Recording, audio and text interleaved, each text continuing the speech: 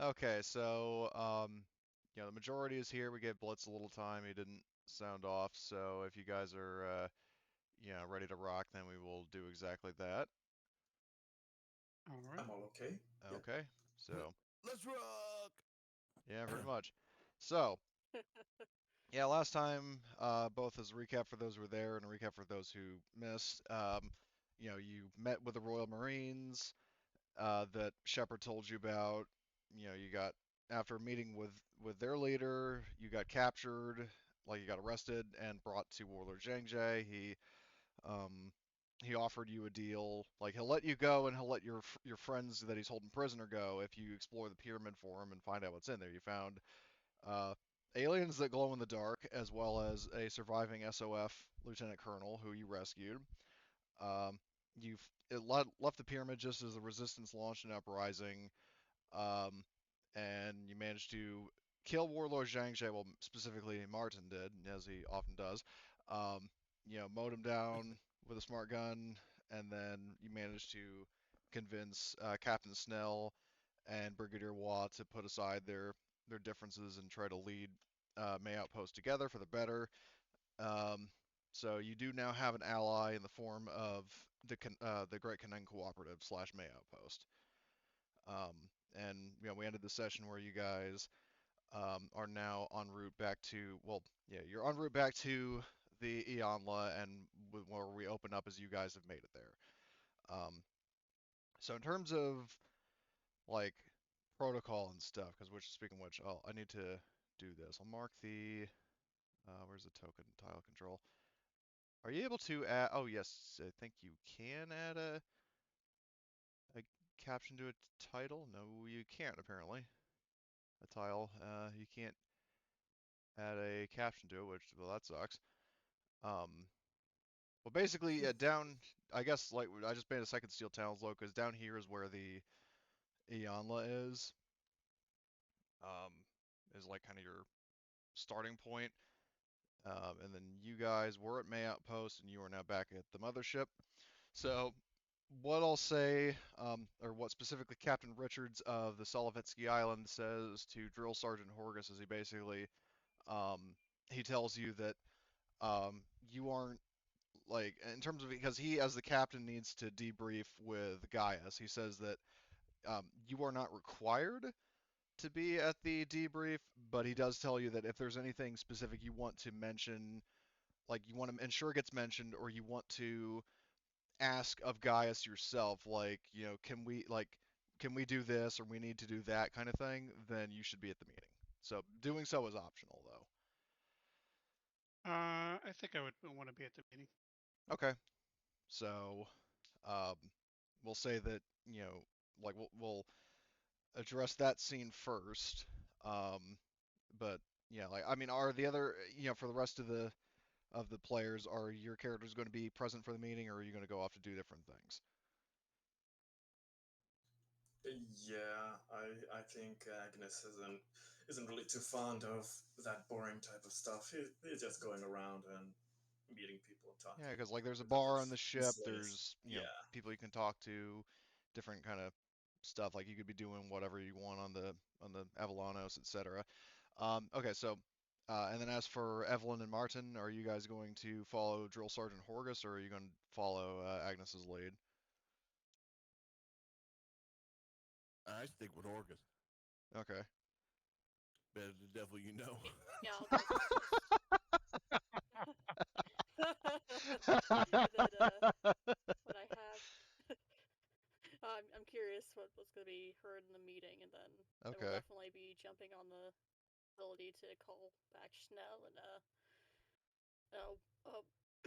whoa, to learn about Drupov. Oh, you're That just is. so I understand, because that's something we'll definitely address. Is you're saying you're going Yep. to call back Snell and Waugh to find out what they know about Drbov? Is what I'm hearing? I'll do that later. I Okay. do want to be at the meeting. Yeah, I just wanted to Sorry, confirm that that's that was something you plan to that was do. So, overcomplicated. Yeah. okay, so that's something you wanted. All right. Okay, so Yes. what we'll do, so the debrief first. I'm not going to have like a long NPC to NPC conversation. I'll say that basically just to kind of speed through it. Because Captain Richards was supervising basically the whole thing, he pretty much just gives like a meta recap to Gaius, and Gaius is kind of nodding along as he's listening to the story, and Richard says that we have like footage if you need to review it, sir. May Outpost has pledged allegiance to the UNSC and etc. and so on, and like he basically he just mentions all like pretty much all the stuff that you guys did, that he they witnessed. And Gaius looks over to Gunny Horgust and say like, "Is there anything you wish to add, Commander?" Was anything talked about with the pyramid? Um, so, uh, Richards, I'll say that Richards during his debrief, he says that, what he recaps what happened to the pyramid, that he's saying, like, I personally witnessed them, like the team went into the pyramid per the agreement with Warlord Zhang Jie, encountered some unidentified organisms, because keep in mind, he hasn't seen xenomorphs before. But he says, And when he says that, I will clarify what that is, okay. So, because they should all know our past history, right? well, I mean, let me put it this way. Richard's like, he knows of you. He's heard of you. That doesn't mean he knows every single thing you've done and seen. Not in the scene, but from the news reports. I mean, it was big news what we Oh, yeah. covered and stuff like that, right? Yeah, you're right. That's GM fucked up within the first 5 minutes. That's okay. Okay. So I just wanted to make sure. I just yeah, well, that's a good point. He says, some sort of weird, like I'll correct myself. He says it was some sort of weird variant of the creatures from that news report. And it says like an unidentified variant of those that glow apparently, and the team, it killed a couple of them, but opted to retreat after taking injuries. So he basically, long story short, Richards does mention the aliens in the pyramid and like what happened in that combat encounter. and I'll clarify that at some point that'll need to be fully addressed. And Gaius says, um, so what would be your recommended course of action? Should we allocate personnel from the UNSC, or should we collude, or not, we wouldn't say collude, like basically cooperate with the people at May Outpost? Because remember, May Outpost has like a fucking massive army of Chinese soldiers there, so like he's basically asking you for your input. Um, I would take what we know about them and send a force, if not us, to finish it. Seeing as we've probably got the most experience dealing with these, um, as part of the fleet or on planet.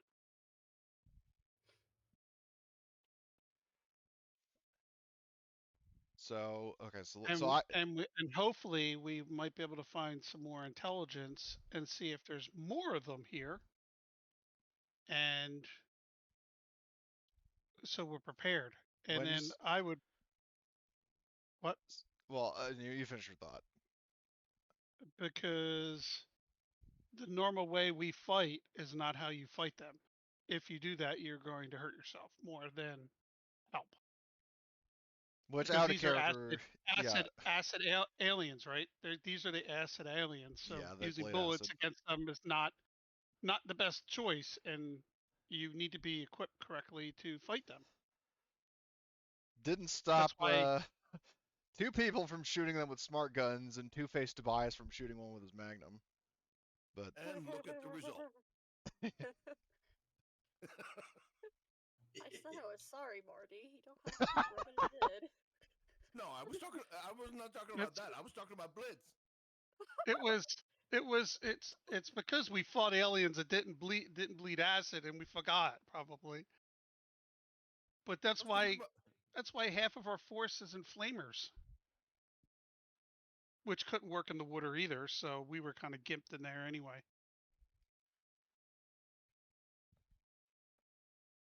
well, anyway, but the question I was going to ask was, because Gaius would ask this when you're saying like more of them here. He asks, are you specifically referring to this pyramid near May Outpost, or are you referring to the Far Spinmore colonies at large? A large. I mean, they probably not on only one planet. And we don't know if they are shipbound. If this is just a lost colony, we don't know anything about them out here. So hopefully, if we could take that place over, maybe get some intelligence to find out how prominent they are out here. Well, And I look at them and I said, all our forces should probably start thinking about doubling and tripling their flamers. So if we do come across them, we've got somebody that can hurt them. Auxiliary grenades and flamers, baby. That's how you blow them up. so Gaius has that sort of like, sort of in thought look. He has his, kind of, like gripping his chin a little bit, sort of nodding, thinking about it. It's like he says, well, we will, take your feedback into account and potentially see about increasing production of heavy incinerator units for our peacekeeping forces. And as for dealing with the pyramid, I assume that the out of character. Oh yeah, they're saying that the staff at May Outpost are aware of this threat. Just for confirmation. I'm guessing they know, right? Okay. Yeah. Well, he's asking because he just says he hasn't spoken to them. So. Well, I don't know how you ended it. So well, basically, we ended it with, because they know. Gaius doesn't know that they know. That's why he's asking you to see if you know. Yeah. Yes. So then I will say yes. I gave them a briefing, and I gave them a rough. Yep. They definitely know about them. In fact, the reason why the warlord was actually, putting people in the pyramid, was to keep them from going into the outpost proper, because apparently they were doing that as well. So, all kinds of lovely, lovely stuff. Which means that he was feeding them and making them populate. Mm-hmm. Yeah, he actually was. He was offering human sacrifices. That's just out of character. That because you weren't there. That it was revealed that the warlord was actually giving human sacrifices to the aliens to keep them from attacking the colony. Yeah. So, I would say that before I left, I would tell them how to fight them, because I think I started to talk about that when we first. Well, regardless, he's well aware now that that's why he said he's going to specifically see about outfitting at least some of the security forces, like the peacekeeping force aboard the Ianla, with incinerator units. Now that he knows, like, okay, we might need to set up like a hazmat team or like a Seaburn team to, if there are any colonies with an infestation, then we can send a team there and wipe them out. So. Yep. And then. Well, he says that he'll see about reaching out to May Outpost and consulting with the leadership there on how they want to proceed. Because if they have a force that can wipe out the aliens down there, then he might see if to avoid expending UNSC resources on a problem that could be solved by local forces alone. Like the local he explains to you when he's saying that the UNSC, they're there to provide assistance, but if people can help themselves, then that should be the first resort.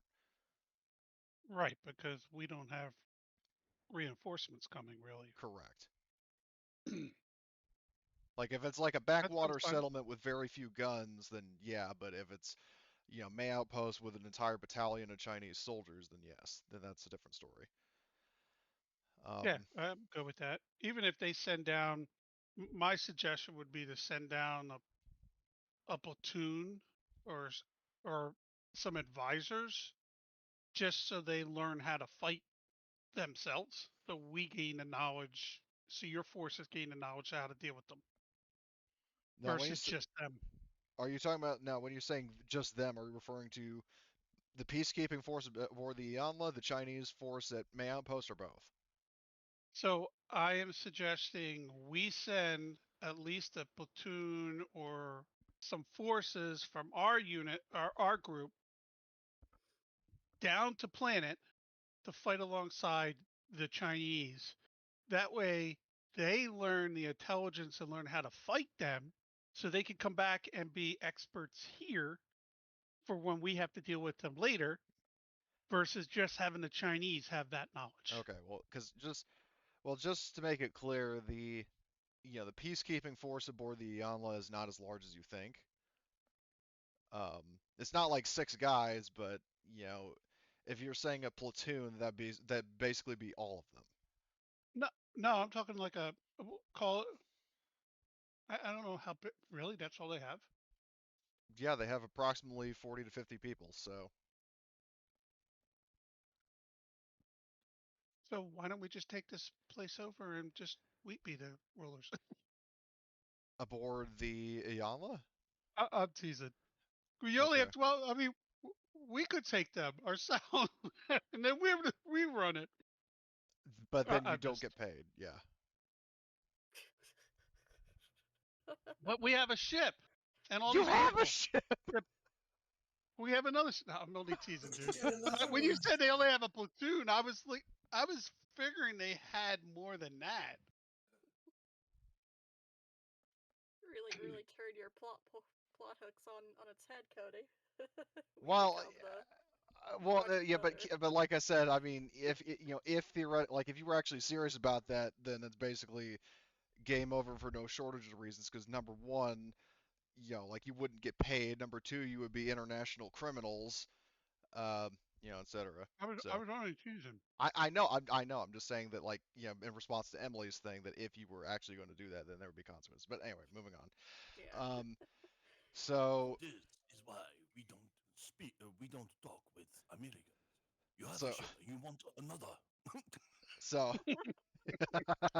um so Gaius, he thanks you, like he thanks Gunny for his input on the situation, and says that he will reach out to um, the two new governors of May Outpost and consult with them about what they feel is the right approach, because he does agree that the xenomorphs in the pyramid need to be you know disposed of, and he says, but that's something I'll have to figure out. In the meantime, I thank you both, gentlemen, for your work on this mission, and if there's nothing else, you are dismissed.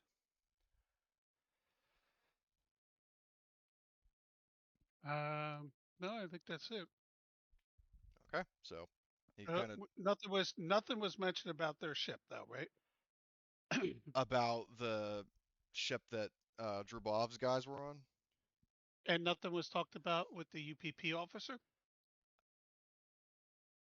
Um, yeah, I would act. Yeah, because that's the thing is that yeah, because thank you for pointing that out. That is something that would be brought up by like unless you specifically asked Richards not to, which I mean, granted, would be kind of sus, but anyway, like if you asked him not to, he wouldn't probably, but he would bring that up, and Gaius in response to that, because that slipped my mind, but that is easily something that the characters would discuss. Um, Gaius does say that um, the UPP, I mean, I suppose that General Osolinsky, um, there may be some Is he questions in the for him. room? No, Is he in the room with this? Oh, no, okay. That would have been even better because I'd be like, I'm watching that son of a bitch. See how he reacts. yeah. Well, he's not in the room. Like basically, this meeting is happening on the bridge of the ship. So basically, the Okay. only people in the room right now are UNSC security guards, uh, Gaius, Captain Richards. I mean, all the PCs who are here, and then just like general bridge crew, like pilots and comms officers and stuff. Um, so there aren't any other major political figures here. But yeah, it's brought up that there's this apparently unsanctioned UPP operation here, and Gaius, like, he doesn't seem particularly like annoyed in like a how dare he kind of way for supposedly going against back of the UNSC, but he is going to see, he says that you know myself or Governor Abantu may need to, speak with him about that. I will notify the governor. All right. So, I mean, once more, if there are no other questions, then you guys are free to go. But No, I'm good. Because he okay, hasn't given us a new mission, right? At yeah. this point. I mean, he'll just out of character, it's like he'll give you a mission when the time comes, but it's not going to be mission. Like there is going to be downtime on the ship for you guys Okay. to do other stuff. So speaking of which, he will say that, I will, you guys are entitled to have some R&R, and then I will give you your next set of orders within the next 24 hours. All right. Sounds good. So, All right. okay, so following that, Evelyn, I believe it was you who said that you wanted to reach out to Captain Snell and Governor Waugh, or Brigadier Waugh, yes? Yes, indeedy. Okay.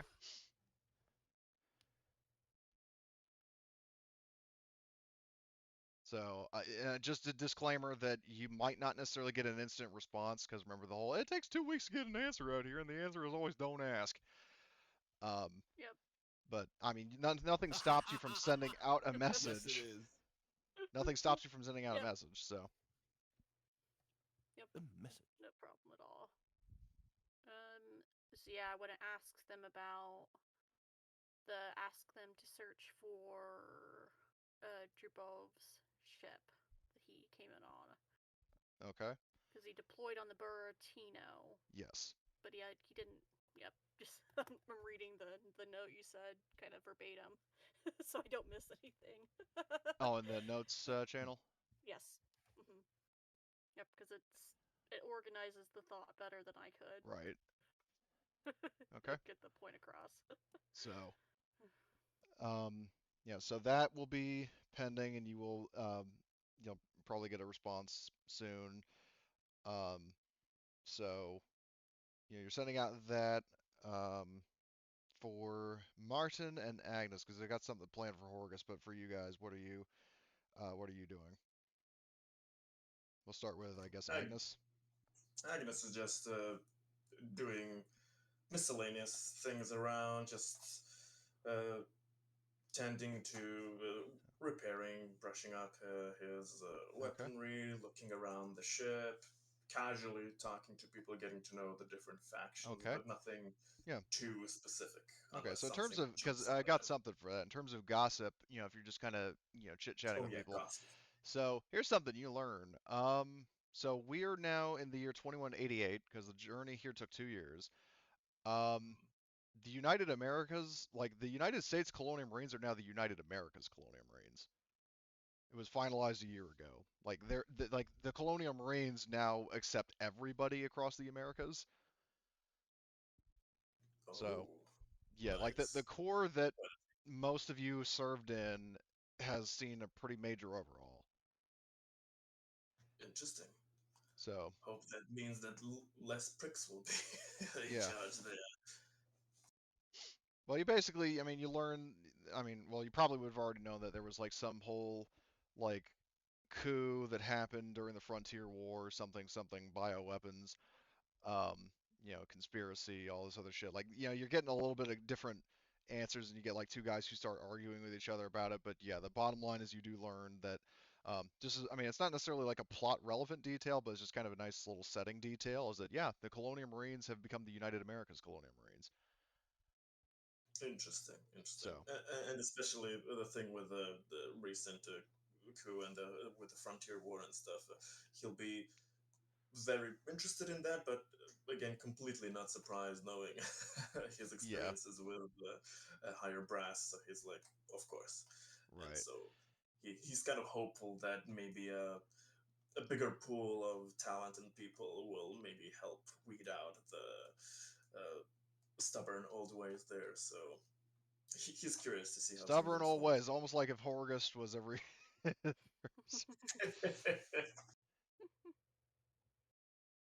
Yeah, it's like it's like you and Martin, meet for lunch. It's like, can you imagine an entire army full of Horgus? Please, not while I'm eating. God. Um, Anyway, jokes aside, speaking of Martin, is there anything specific you would like to be doing? I'm just walking around. I'm kidding.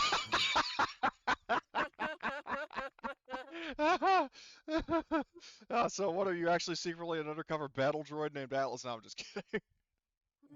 The casual kill. Uh, Just checking. Let me think. Checking ammo, making sure the rifles work, my smart gun works, etc., etc. That sort of thing. yeah. Well, I'll also add that, Um, like, Emily, like, with the whole buddy relationship, like, if you want to show up during that scene, you can. Um, whether you guys want to reenact like the Vasquez and Drake practicing their smart gun poses thing, or whatever the hell else. I, I I love think it. I think that's something that would happen. Yeah. Okay, Yeah, yeah, I love that idea. okay. You guys are doing smart gun I mean, drills together. Emily now has a smart gun, right? Yes, she does. Hmm. Okay. Yeah, Um, so that's what we do. I'll also say that if you guys want to, if you have XP and you want to like roll for talents and stuff now because it's downtime, you can. Oh, we last time because we said we were on the ship, we got the things and stuff. If I remember, Um, we kind true. I of did mean, it in advance, actually. well, you did advance because, like I said, in this case with the far spin, like between your FTL rating being as good as it is and the distance of the colonies, like I'm fine with you, like because you guys aren't in hypersleep in this case, so you could have been practicing on the Avalanos. I'm saying while you're now here between missions, you can do so again.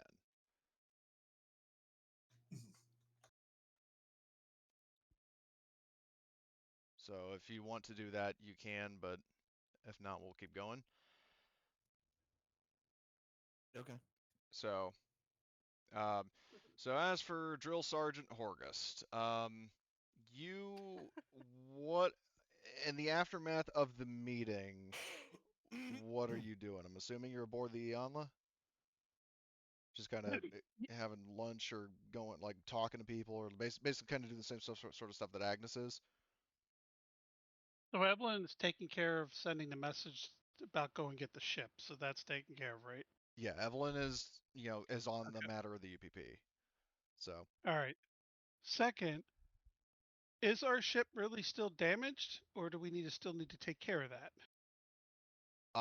Because um, according to this, we still have a sensor malfunction and we have 3 points of damage. that I believe should have been. I mean, there is no way you would not have had that fixed. Okay, that's Um, what I figured. so I forgot about it, and I looked I at it, forgot and I about it go, too. wait. So you're fine. But I would say as you're out and about, you actually are approached. You see a younger woman who's most likely in her 20s approaching you. She's clad in the same UNSC peacekeeper armor and equipment as the other security officers you've seen since joining the mission. Uh, with the notable difference is that instead of having the flag of the United Nations on her uniform, she actually has the Three World Empire insignia on one shoulder and the unit emblem of the Royal Marine Commandos on the other shoulder, and she's actually wearing a beret instead of a helmet. And I'll have art for her coming up.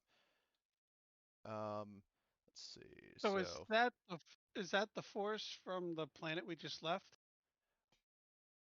The she Royal is. Marines? Is This that woman is a them? Royal Marine Commando like the ones you met. Yes. Okay. So caveat that her hair isn't this long.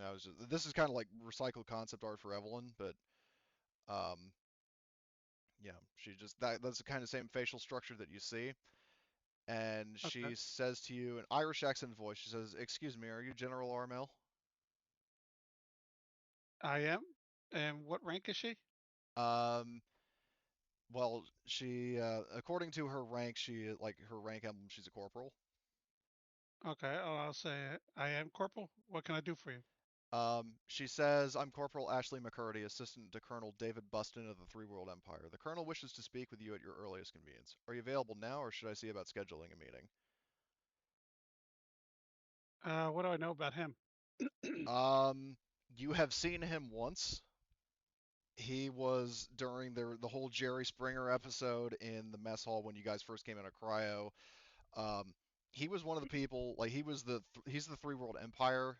Like like basically, so there's the governor, like I think her name is like Young Hee. like something like Alyssa Young-hee or something like that, and then he's basically the military advisor to the mission, kind of like how Tobias's dad is the military advisor to Baresi. Okay. Yeah, Lena Young-hee is the Three World Empire administrator, and Colonel David Buston is like her military advisor. It's implied very heavily that they don't see eye to eye politically, but they do come from the same government. Alrighty, and remind me, Three Worlds is the third major faction, right? Yes, the Three World Empire is actually the first one that was formed, and is basically like led by Britain and Japan, and contains like a number of miscellaneous nations like Fiji, Indonesia, India, so on and so forth. And we have not worked for them in the past, have we? You have actually. Um, Oh, have we? the mission you did, like one of the first missions you did was, if you guys remember, we're going on that terrorist hunt mission for that guy who looks suspiciously like Nathan Fillion. Um, that Oh, was that one. that was on behalf of the Three World Empire. Okay. Because the thing with the Three World Empire, is, as has been said several times, is that their military is smaller than what they actually need. So, half the time they're actually recruiting private military contractors to help them. Okay. I'll look at the corporal. Says, well, I'm free now if you wish to lead the way. And she says, "Perfect. Please follow me, sir." And All right. so she leads you. I don't have a map for it, but the ship has a bar called the Legacy, and it's basically a bar that has like a, um, it's one of those like fancy cafes. Like it has like a wooden floor, potted like nice potted plants. Has like kind of a coffee shop aesthetic. There's a big window with a nice view of the cosmos, and yeah, she leads you over to a table where there is a guy sitting there, and I will hold on. So you're So saying I'm uncomfortable in this place then? I wouldn't put it that way, but Well, it's not dark, so drowsy, and yeah. So it's too fancy for Gunny.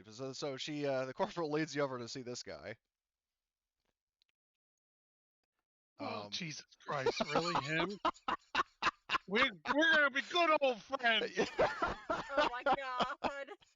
Oh no. I sit down and I go, "Where are the blue guys? Let's go get the blue guys." I was gonna say that like Horgus is like destroying indigenous population for profit. Sign me up, or something like that. But The little like trading session, Evelyn just gets the cold chill down the spine of like, I feel disturbed. Something's um, wrong. oh You gotta god, be those fucking giant robot things you guys pilot. Those are cool as shit. I like yeah, one of them. yeah. So so the guy, Yeah. so Sorry. Cor okay, so Corporal McCurdy leads you over, and then uh, she salutes the colonel, and the guy says to you, Colonel Buston says to you, he's like, well, unless Corporal McCurdy deliberately picked the wrong person for me to meet, I'm guessing you're Horgust. I say, yes, I am. I put my hand out to shake his hand, and Yeah, he gives you one hell of a firm handshake. Like you basically have met like your doppelganger, right? okay. um, so he says like, please have a seat. And says, I'm Colonel David You Buston. called him Colonel, right? Okay. Yeah, he's Colonel David Okay. Buston. Which, speaking of which, Emily, if you want me to put the names of these people in chat, I will. Yes, please. Okay, When you have a moment. just give me a sec.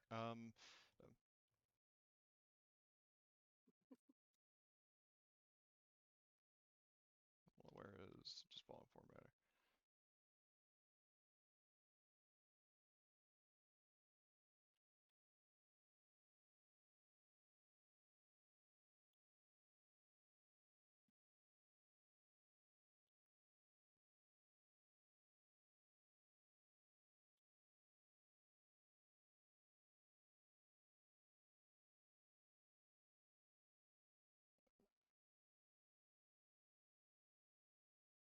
All right, there you go. So he basically, yeah. So Colonel Buston says, before we get down to business, we're here in one of the finer bars in civilized space, and it wouldn't be very respectful of me to not offer you something. What deal you have? And he picks up a menu from like one of those little holders and he hands it over to you. A nice stout beer or something like that would be fine. So Buston looks over to McCurdy and says, McCurdy, relay that to the bartender. Make it happen for our guests here. And she gives him a very emphatic, yes, sir, and heads over to the bar. And while that's going on, he turns to you and says, heard you and your Steel Talons made your way to an RMC outpost. How'd that turn out? I'll give him the full report and let him know that that's Sneed, right? Sneed is the commander there. Snell. Snels. Where'd I get Sneed from? Schnell.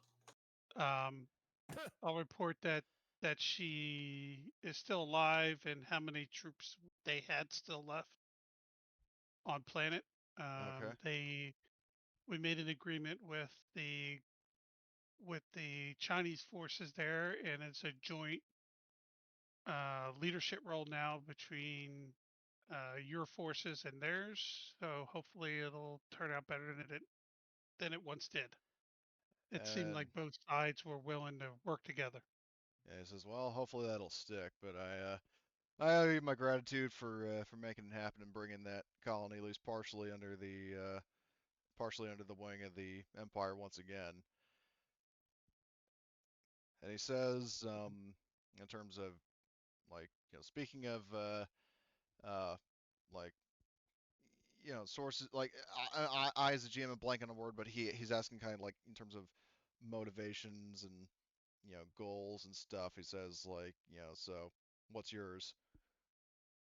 Like, what's your stake in this? Just for the sake of I- conversation. In this mission, Yeah, he's asking you like, what's your personal like investment in this? I'll look him dead in the eyes and tell my job is to protect all the forces of the fleet, and I would do that with my life. And he says, yeah, well, like he sort of gives you like a smile and a nod. And he says, like he says, let me ask you this, Commander, if it's not too touchy of a subject. How'd you lose your leg? Because he says like no, he noticed your cyber leg. He says, was it during your service to your country or after the fact? It was after the fact. It was I lost it fighting aliens, didn't I? Actually, Mm-hmm. no. You got your leg fucking shot off with pulse rifles, like pulse rifle fire. From who? From So which? remember I the don't first remember time the you mission encountered was. the Black Ops mercs at that mine, the one full of mutants? Oh, okay. You were trying to cover Johnny, and then you got fucking shot, and we re-rolled your crit to where you got your leg blown off instead of getting shot in the head. Okay. So that's why you hate Johnny so much. Well, Johnny's I not. think it's more just Johnny's just an annoying prick, but Johnny's just a kiss ass, and I don't like kiss asses. um, So I'll tell him the how it happened that we were fighting some black ops from the Wailing I want to Utani. call them the whiny assholes, but um and just protected my medic and ended up losing my leg. But luckily they were my team was able to get me out and now I got this. So Most days it actually is much better than it was because we're not young we're not young anymore. Our knees don't work like they used to, so I don't have the cramps in my knees in this leg anymore. So um, so he says that I could definitely get behind that, and I asked because in case it wasn't clear, you're not the only one who's been permanently scarred in the line of duty. He says, gesturing to the scars on the side of his head. And he goes on to explain, he says, when he was, back when he was with the Royal Marine Commandos as a mere squatty, um, he was sent to clear out a company research facility that had been overcome by some sort of alien creatures. I got ambushed by this white beast with a pointed head, sharp claws, cruel teeth. Slashed me on the side of the head and would have finished me off had my unit sergeant not gunned it down in the nick of time. He says, later on, the Sergeant Wells, was killed in action by, and he gets a little sort of, you know, it's very clear that he's kind of resentful when he says the following: pro Napro rebels. And Napro, just as yet as another reminder, it's not referring to Napro Leave. It is referring to the New Albion Protectorate, which is like a splinter government of the Three World Empire. Like they divorced themselves from uh, the Empire and caused this like Three World exit shit. Um, that yeah, and he says that his scars remind me of many things, ranging from fighting for the Empire that I swore to uphold and protect to what I've lost and can prevent losing. He says, um, can you say the same thing about your cyber leg?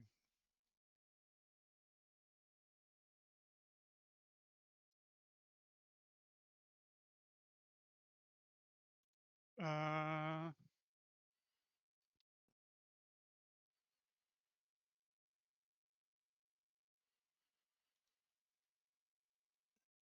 I would probably be a little honest with it.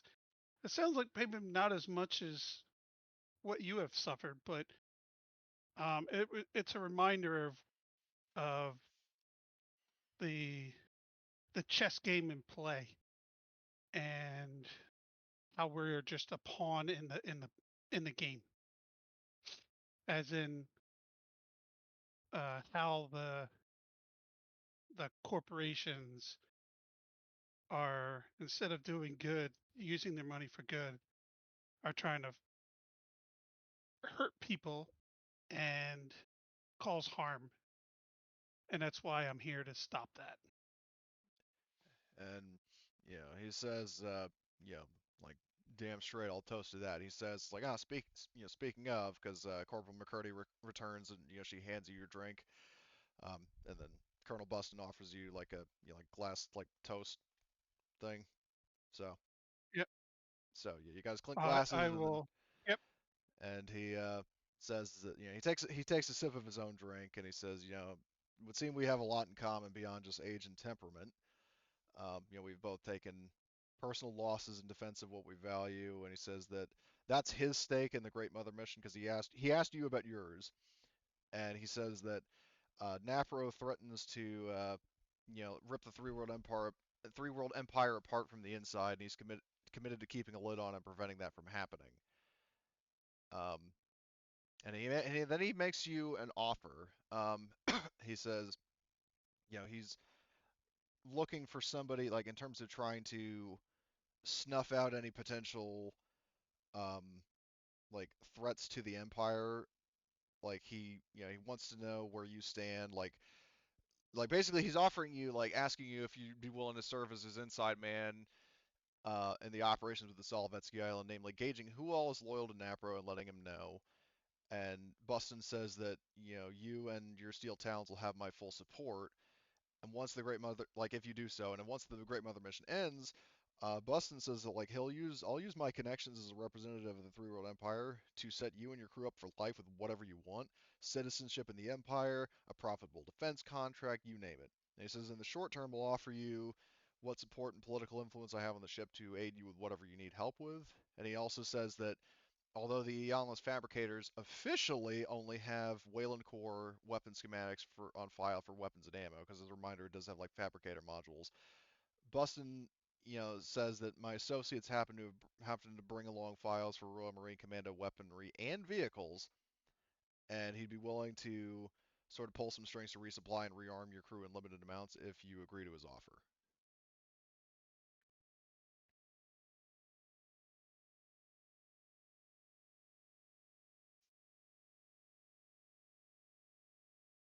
So you're wanting us to be your spies? And he says, I mean, I wouldn't put it that way, but essentially, yes. Like he wants to, because here's the thing, because what he's asking you to do is because you are on the ship and he is not, and he's in communications with you at least for the time being. He wants to know from you like who aboard the Solovetsky Island, as well as potentially your own crew, is loyal to Napro.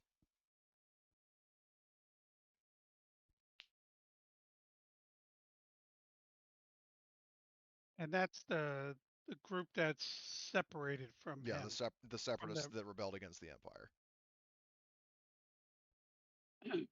and you don't want nothing to do with the UPP or the USMC, right? Well, in terms of politics, the United Americas and the Three World Empire have fairly decent relations.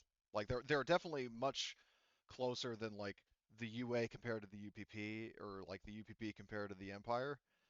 Um, the Three World Empire generally doesn't have as much like as many disputes as the Americas do when it comes to the or the UPP. He definitely says that he's not necessarily the biggest proponent of the UPP, but they haven't really caused problems for the Empire that he swore, like he took an oath to protect in the same way that Napro has. And especially him in particular, like he said, the very man who saved his life was killed by pro-Napro rebels. So, like, there's both a sort of patriotic duty and a personal grudge against them kind of in play. That's the sort of vibe you get from this guy. Well, what I'm trying to figure out is out of character. I'm not saying this in character. What does that really mean for us in this situation? Because they like there's such a small pie in the greater mission here, or is he wanting me to go and question other people like the UPP if they're for the separatists, or where is he? What's he trying Remember, to he get us said the to do? Solovetsky Island. He is asking the crew that you have been hired as the security detail of, the civilian crew led by Captain Richards. He's asking you to ascertain which of those people are loyal to Napro. Because remember, Oh, the so that's Solovetsky, of our next mission, right? yeah, your whole assignment is, in terms of going on these missions, is serving as the like escorts to the crew of the Solovetsky Island, which is a civilian science crew that has population like that, all shapes and sizes join. Like there are Right. people from from all different cultural and political backgrounds that have come together on this mission, and he doesn't know which ones are loyal to Napro and which ones aren't. So that's what he's asking you to figure out because you're posted on this ship anyway.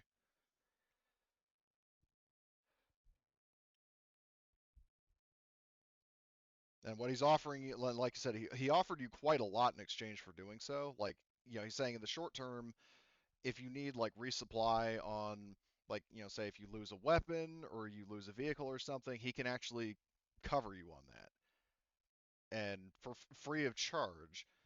And also said that in the long term, once the mission is over, he'll set you up like whether you want like full citizenship in the Empire or if you want, a defense contract or whatever you want. Like he'll get you set up as long as you like agree to help him. Yeah, I didn't mind the terms of that. It was more of my force is a hammer. If it what? We're not the talk. We're a hammer. We're a hammer force, and this is more a diplomatic, being nice to people, and we only have a few of those. Well, I mean that's all you need. You're not That's questioning a the entire colony ship. You're just questioning like about however like you could probably count on both hands the amount of people that are aboard the Solovetsky Island. You just need like in game terms, I would basically say it's like a manipulation role to just sort of interact with the crew as a whole and see where everybody lies politically. okay. So All right. basically, he just wants us to keep an ear open and be curious to see how who acts, so we can have that in mind. I, Who's pro napro, who yeah, isn't? like he's trying to find like he wants your help in finding out like where where everybody on in the Solovetsky Island, and also to an extent to your own crew if you have any Napro sympathizers, which out of character, to my knowledge, observing this group, you don't. Um, but basically, he wants to know like he's asking like any if there's anybody you know and work with who is sympathetic or outright loyal to Napro, he needs names.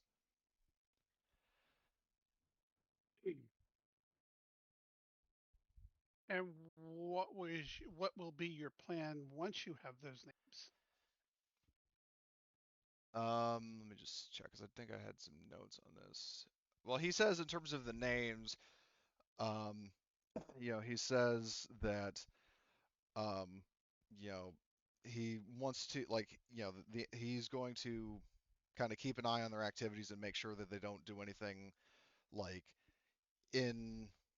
I'm trying to find the best word, like against, like do anything against the Empire, because mainly he's sort of like the vibe you're getting is kind of like Cold War paranoia style of like, you know, we like they could potentially strike us at any moment. We need to be prepared, kind of deal.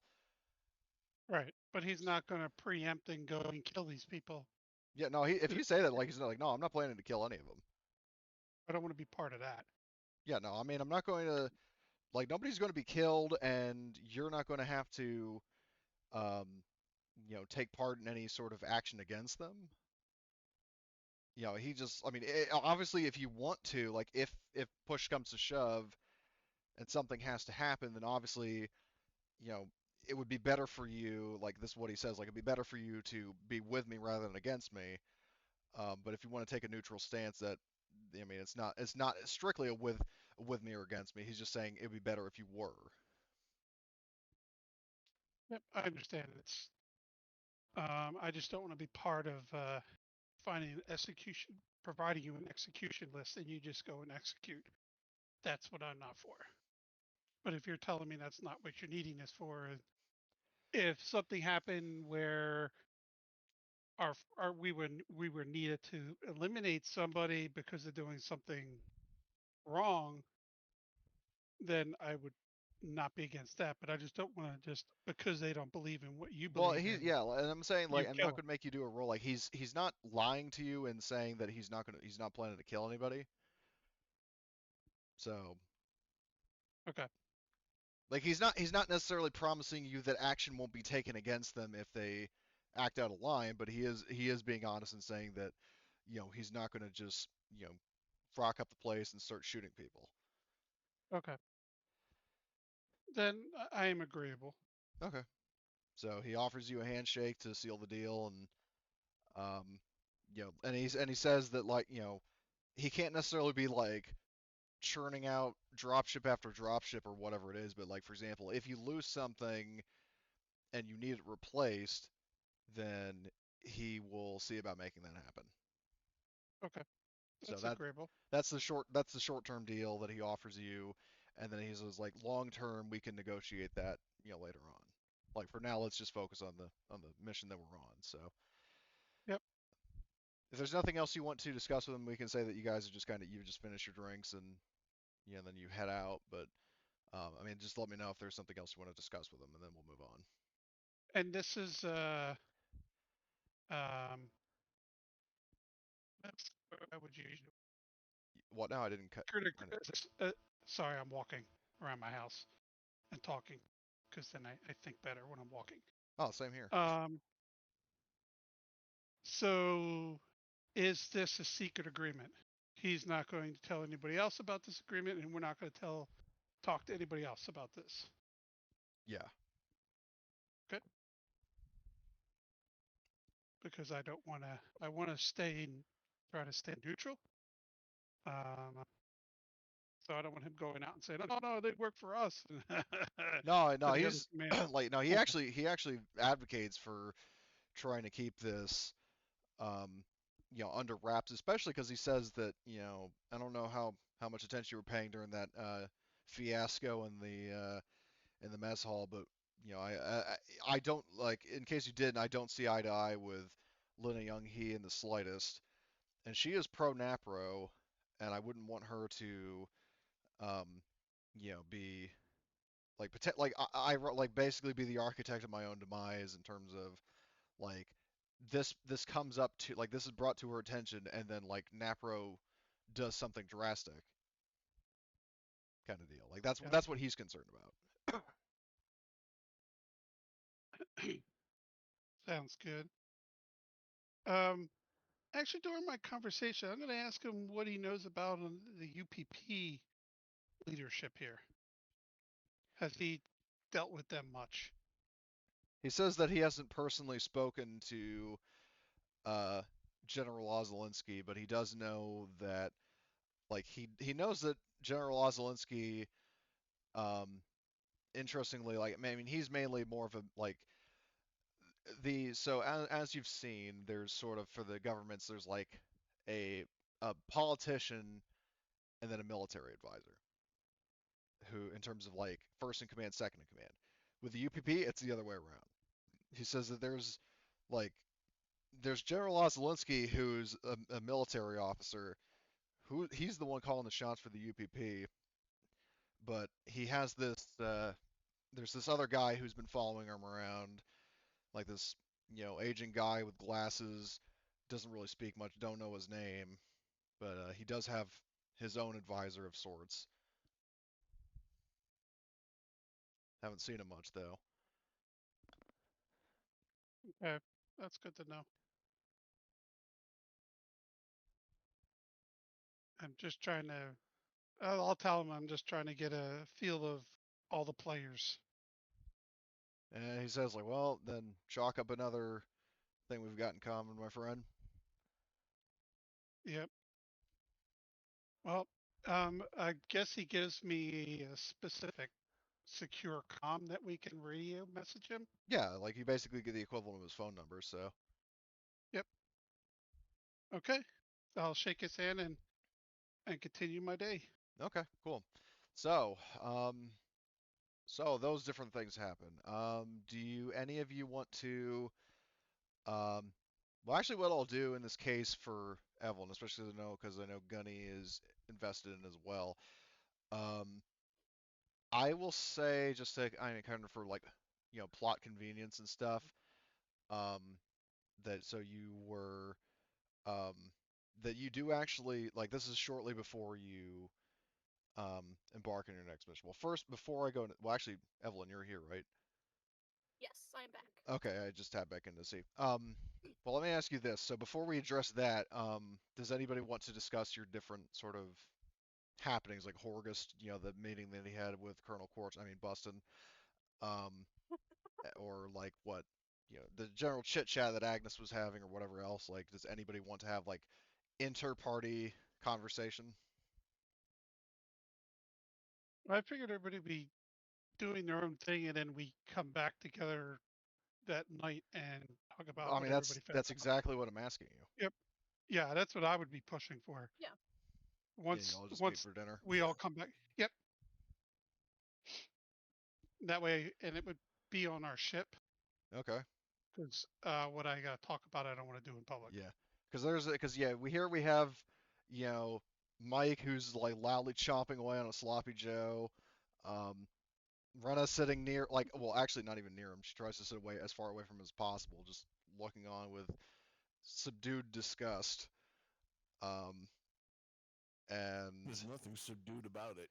well, I'm in her case, she like it's like she's just giving him that look. Um, It's Mike. Leave him alone. Yeah, like he's basically like his fucking collar of his shirt is covered in like grease and fucking All right, sloppy enough, Joe. enough, Okay, enough. We can all picture it. Mike, go yeah. brush your teeth, man. Jesus Christ. We can smell your breath from over here. Mike's like, well, brush my teeth. I haven't done that since what? How old am I? Oh, God.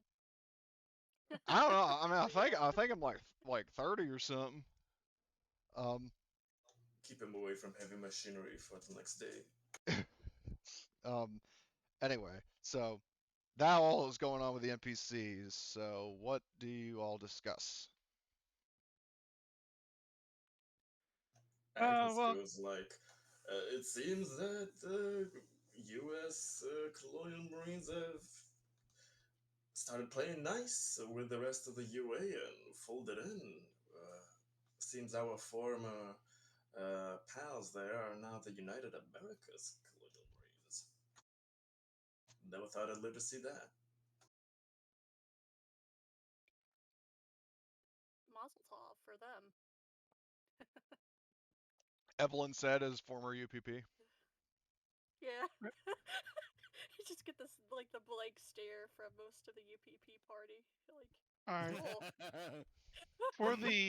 For the non-alien known knowledge people, what does that mean in character?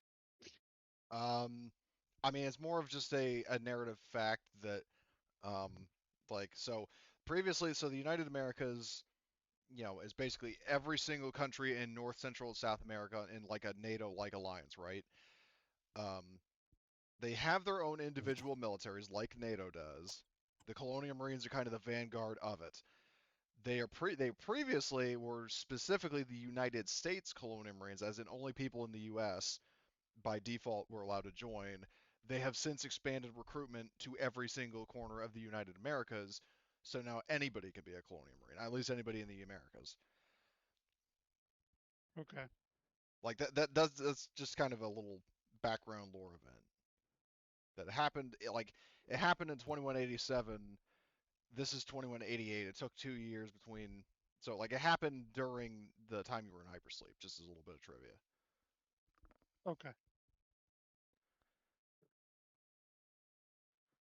I That's hope that it interesting. leads to improved leadership there.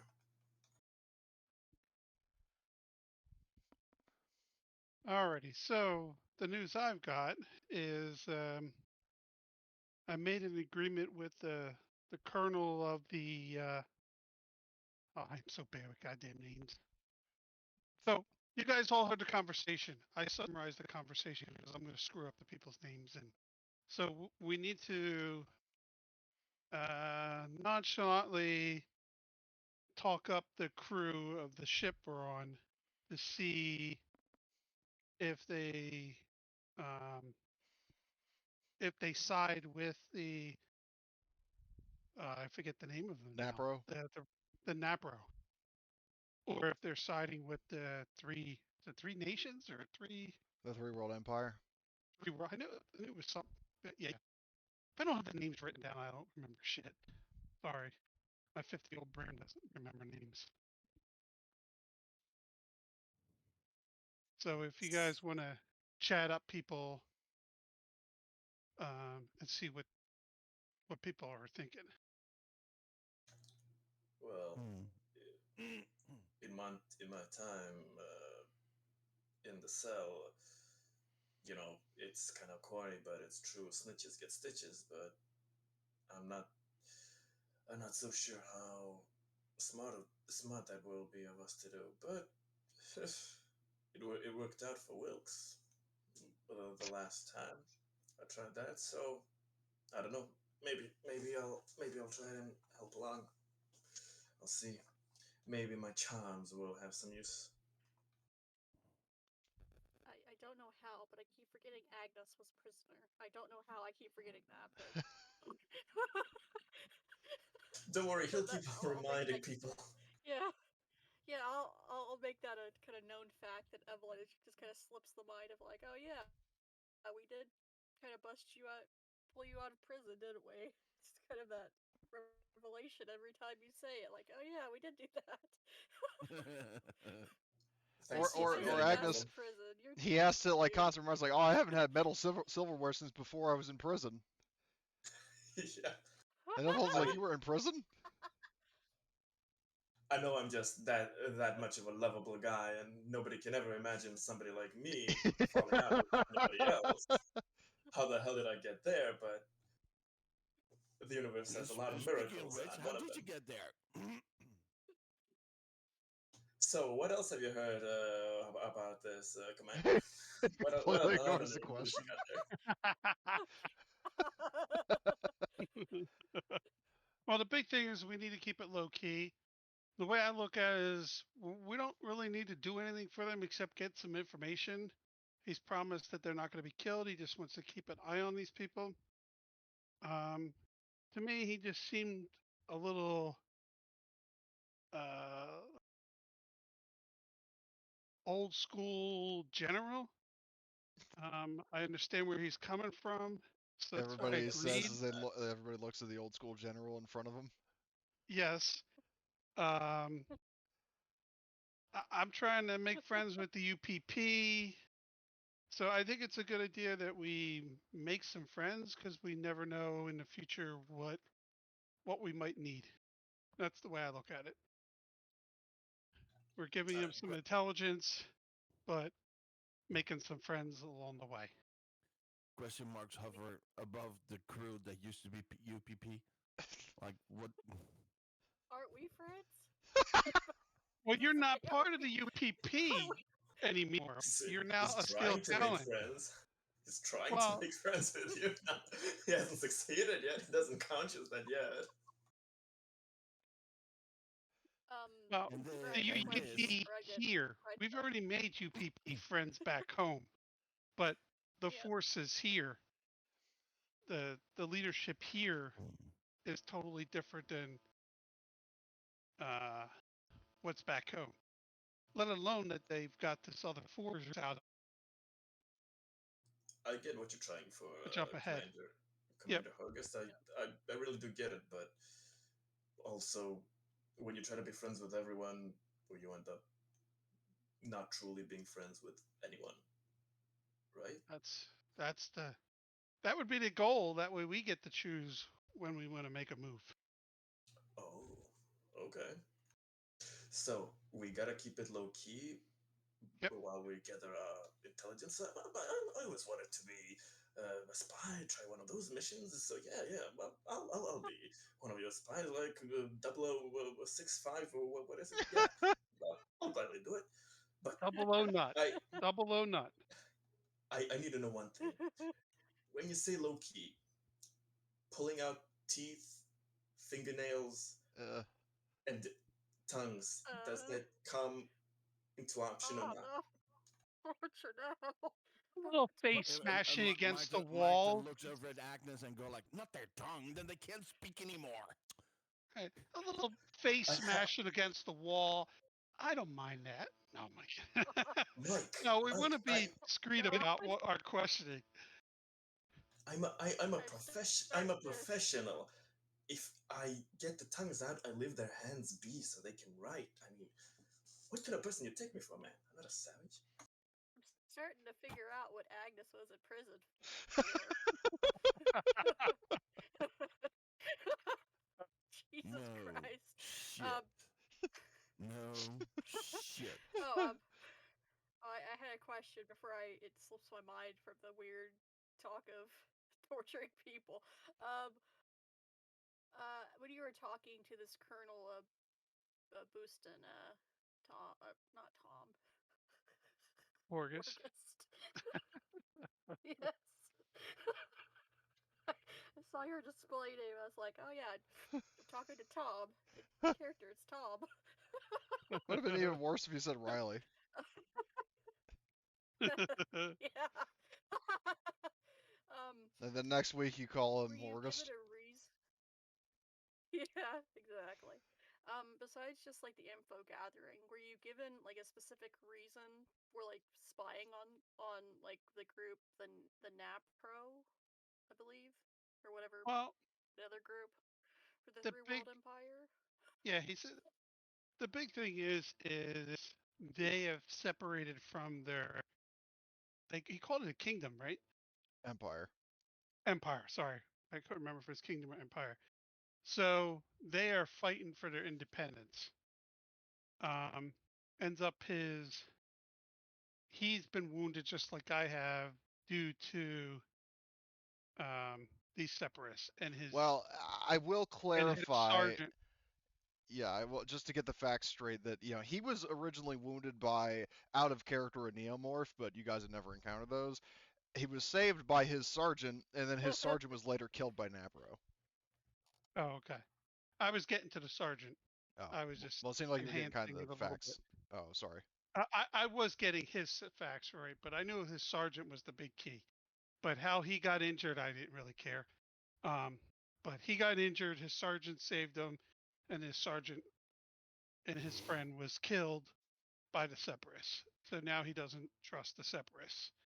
So being the general he is, he wants to know who sides with him, so we can keep an eye on them. Oh, They're such a I see. small force anyway um, giving some information off just this ship crew, I don't see it as a big of a deal.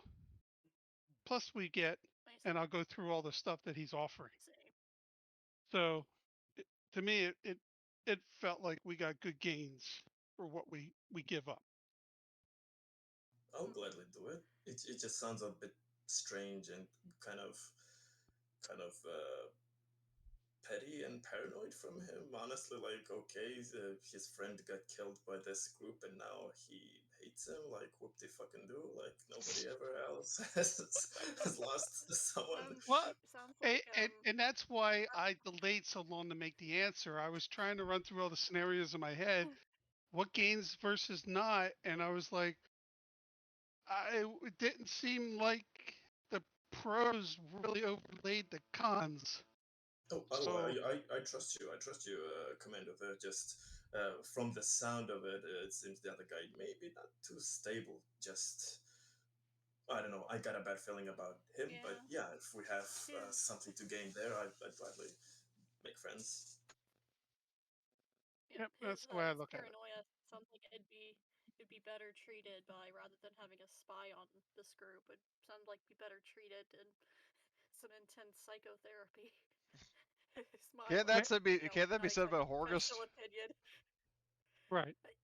True, And but that's kind of, and that was one of my cons and pros is, do I really want this nutcase out there without me watching him?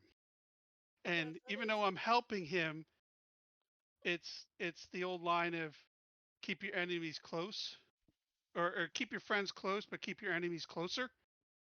Mm, So yeah, we're doing something for him, but we're also keeping an eye on him, and we can now know who are the people that are against him.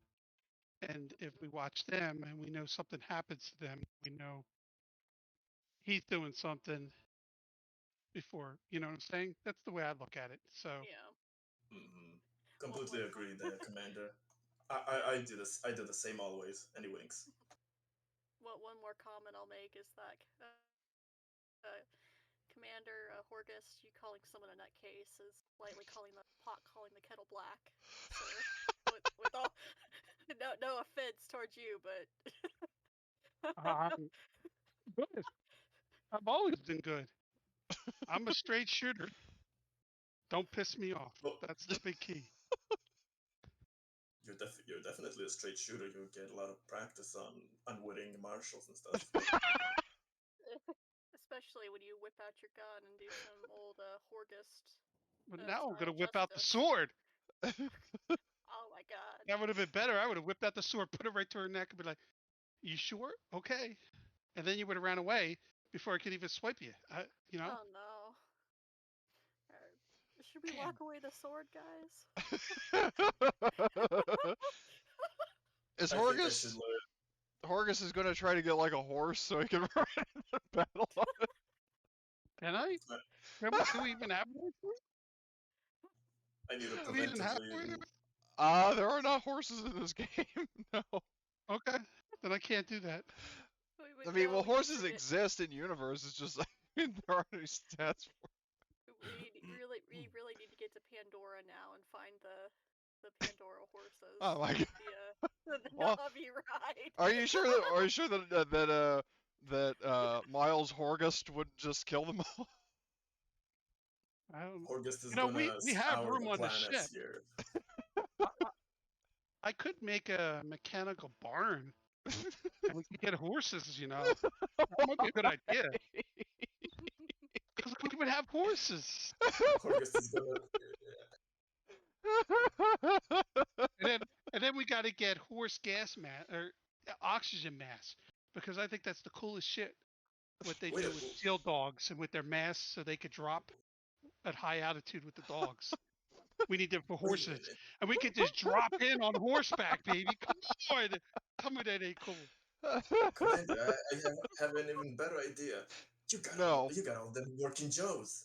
You got all them working Joes. Yeah, we need a working Joe horse. They could all be mechanical horses. Well, And we could be you can just you can Stitch a few of them together. Stitch a few of them together. I can help No, you. we are I've been. not doing the android centipede. No. We're just having this conversation. It's progressively getting louder. We just look around and everyone's just looking around and like looking at us just like we're fucking crazy. Not like we're crazy. It's because we are. Yeah. We've rounded the corner on craziness, rather. That's what happens when you run Don't up get me against space sidetracked beast. on cool ideas now. If you don't want to go Okay. hardcore, you can just have one on the shoulders of one working Joe. He can probably take it. Okay, so back to our mission, guys. Before we get totally out of pocket, Cody dissolves into just laughter. That ship has sailed. Ship has sailed. Oh, look at what we could do. Lol. Okay, so we need to just casually ask, just bring it up to the NAPRO people of whether they're still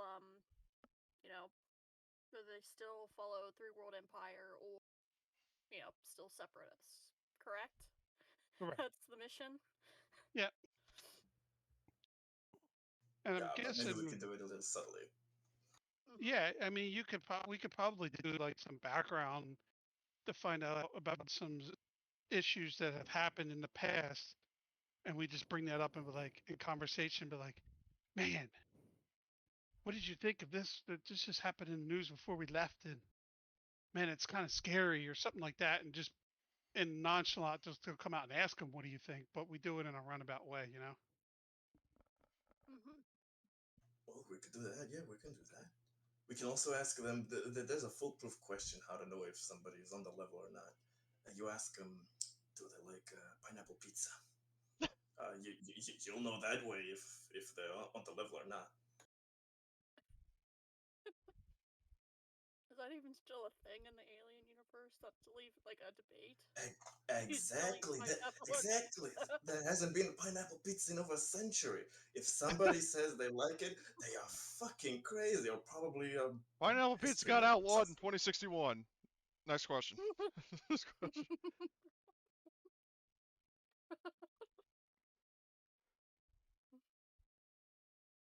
I think that's everything, right?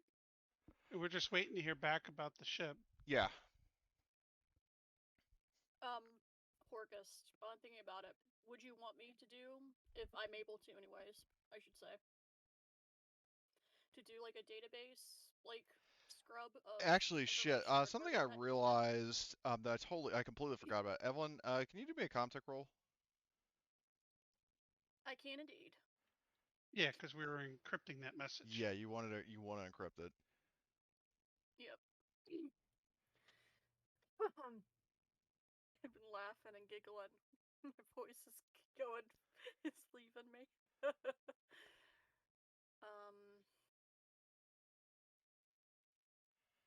Okay, that wouldn't apply. I wouldn't get from computing device, electronic tools, no. Contech, my specialties, or talents, rather. I will say, so in terms of tools, neither the diagnostic device or the electronic tools would apply because you're not hacking into something or Yeah. edit splicing wires or something like that. You're just sending a message from your ship's computers and trying to apply a secure protocol to it. Okay. So it's probably just Can a I flat. get assistance from any of the NPCs? Yeah, you can have people helping you. Well, I'll say you can have one person helping you in this case, because having 3 people dogpiling on you at one computer terminal, so just doesn't seem really logical. So you can get assistance from one person. Cool. Well, first I'll clear my throat and try and regain my voice from the laughing and giggling for that situation. Okay, so my pool is with the help 10. Oh my.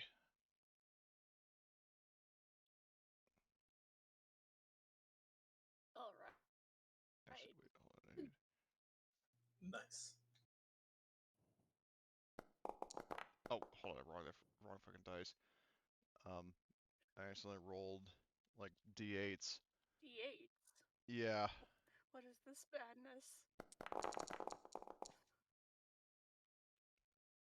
Okay, so you got 3 successes. Okay. Um, so you do set up a connection, and then let's see. So let me just check the context stunts. What do you want to do with your stunts? Is this a roll I could push? Is my first question to get additional stunts. Um, in this case, no, because you are actually the defender. You're defending against somebody else's attempts to, um, hack into you. Which, speaking of which, I'm going to actually, for the sake of suspense, I guess, and heightened tensions, I'm going to actually push this character's roll. Oh dear. Oh dear, indeed. Oh god, I shouldn't have said anything because I brought So, it to the front of your mind. Why yeah, can't we push? because you are the It's defender. not a passive. It's not a passive skill though. We're not doing a passive skill. We're doing an But active skill. but you're missing And when you are the defender, you can't push. Mhm. Somebody is actively trying to hack into you. That is the attacker. You are the defender. Does that make sense? not really, but okay. Well, that's how it is in Raw. Only the attacker can push. So, like for example, like if you were trying to hack into somebody else's transmission, like if the roles were reversed, you would be the attacker. You could push. Like you're trying Yeah, to it's like avoid getting hacked. it's like when you have me try and hack into like the mother cores. That in that instance, I'm an attacker and mother is Correct. the defender. Yeah. It's Yeah, yeah, and really, yeah. It is written in the rules that only the attacker can push. Yep. yeah. That's just it makes the one side very unfairly. I think that just means that the defender is in a sort of passive state. They don't know that something is surprising them in a sense.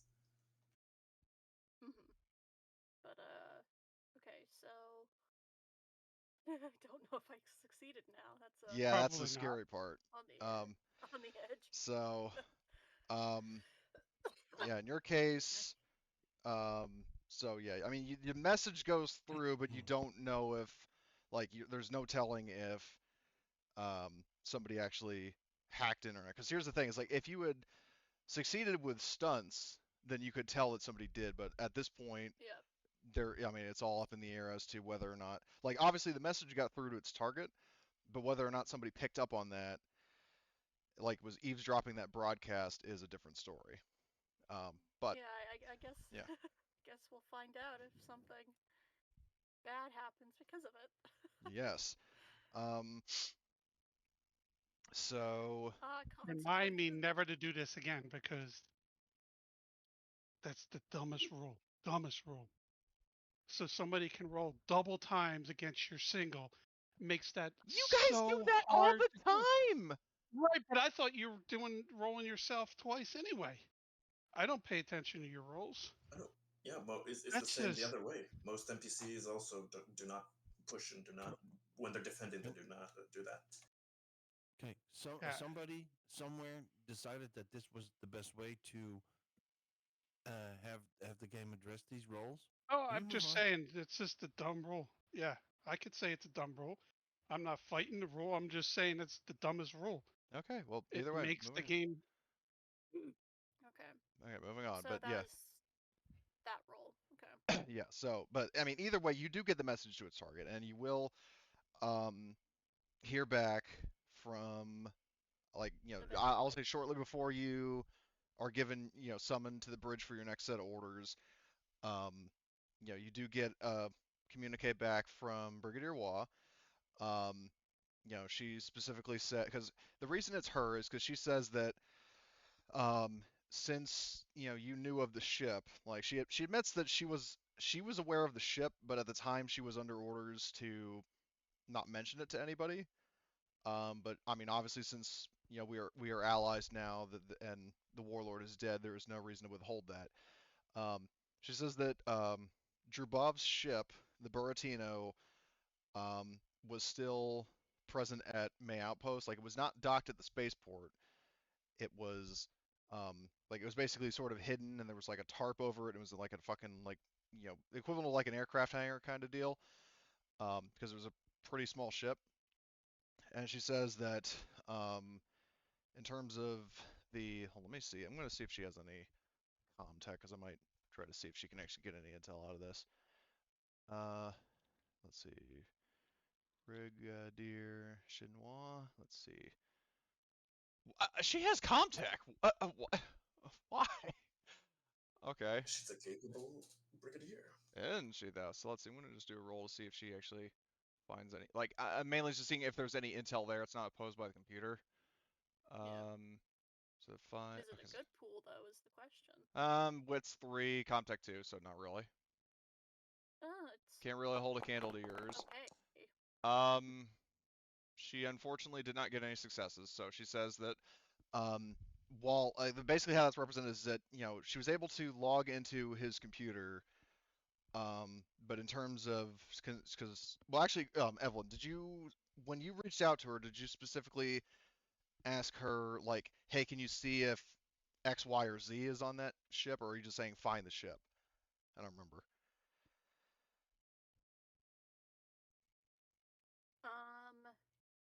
I think I just told her to find the ship. Okay.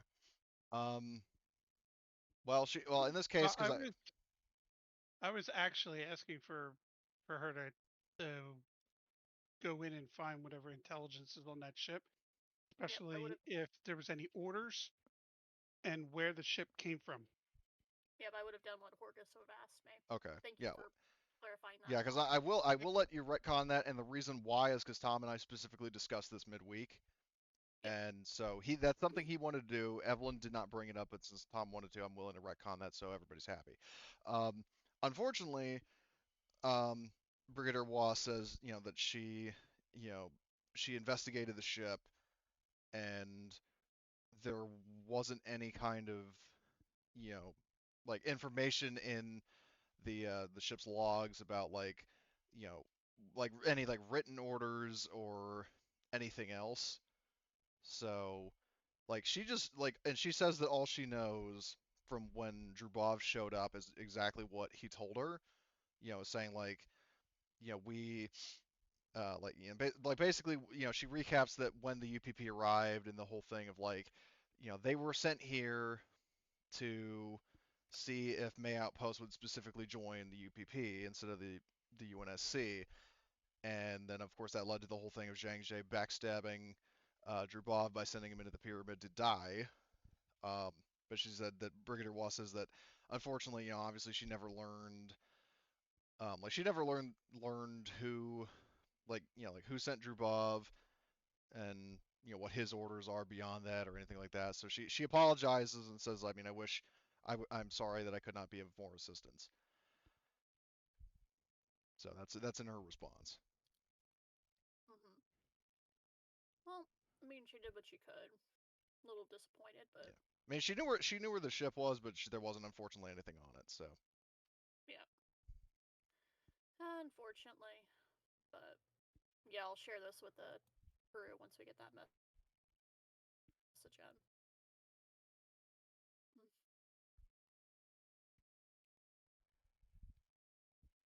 Oh boy, this is a so a dead end. Yep. At least for the time being, perhaps, but perhaps is the operative word here. Correct. Ignore me while I do my secret villain laugh. It gets cut off by the noise suppression technology. Okay, so anything anybody else would like to do before you get your next set of orders? Nothing specifically. Nothing for me. Okay. So in that case, Drill Sergeant Horgus is, summoned by Gaius to report to the bridge of the Ianla. He says, I have your next set of orders for you and Captain Richards. All right. So, and basically oh my God, I said that Tom just posted it, well, 10 minutes ago, but yeah. So basically the next set of orders, he gives you like a data file of, like, so the short answer is that it's the mission that you guys voted on for, to go my own dark way of saying like you're heading to Dillon Colony, which is like a mining colony, and we'll give you a full debrief. Said debrief is, well, he'll do this. Like he says that you've got your orders, head back to your ship, because he'll basically do like a video call, so everybody is party to it. Um, Okay. so you guys all Okay. pile aboard the Avalanos. He gives you the coordinates that you need to go to, and he says, "I'll brief you when you're en route." So you guys are going. Dillon Colony is. It says Dillon City for some reason, but I'm assuming that is Dillon Colony. It's right there. So where is the Steel Talons token? So you guys are going to here, and that is one. Let's see. So 1, 2, 3, 4, 5, 6, 7 parsecs. So it's basically about a week's travel, with your essentially FTL rating of 1 if you got somebody working it constantly. So as for the Yeah. debrief, the video call that Gaius gives you, he says, Dillon Colony, Koi 784.01. Established by Eldridge Dillon Sanchez in 2059 to take advantage of planet-wide cavern systems that were ideal for mining operations. Terraforming initially failed, but was successful in a subsequent attempt. In 2100, the population was 90,000, mostly mining interests producing gold, titanium, and hematite. The planet is exceedingly hot and steamy, with daily temperatures reaching 48 Celsius. Mountainous terrain with ravines and thick jungle reportedly suffers from electromagnetic storms and monsoon rains. Gravity is Earth-like. The day is 20 hours long. That is all for Dillon Colony. Remember our mission mandate and your responsibilities.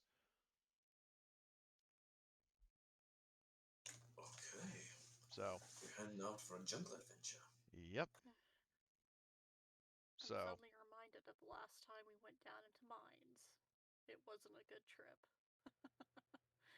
Remember, guys, we ran into the people mutated black goo. and then Aggie's like, well, I don't remember I was in jail. And I was like, you were in jail? Exactly.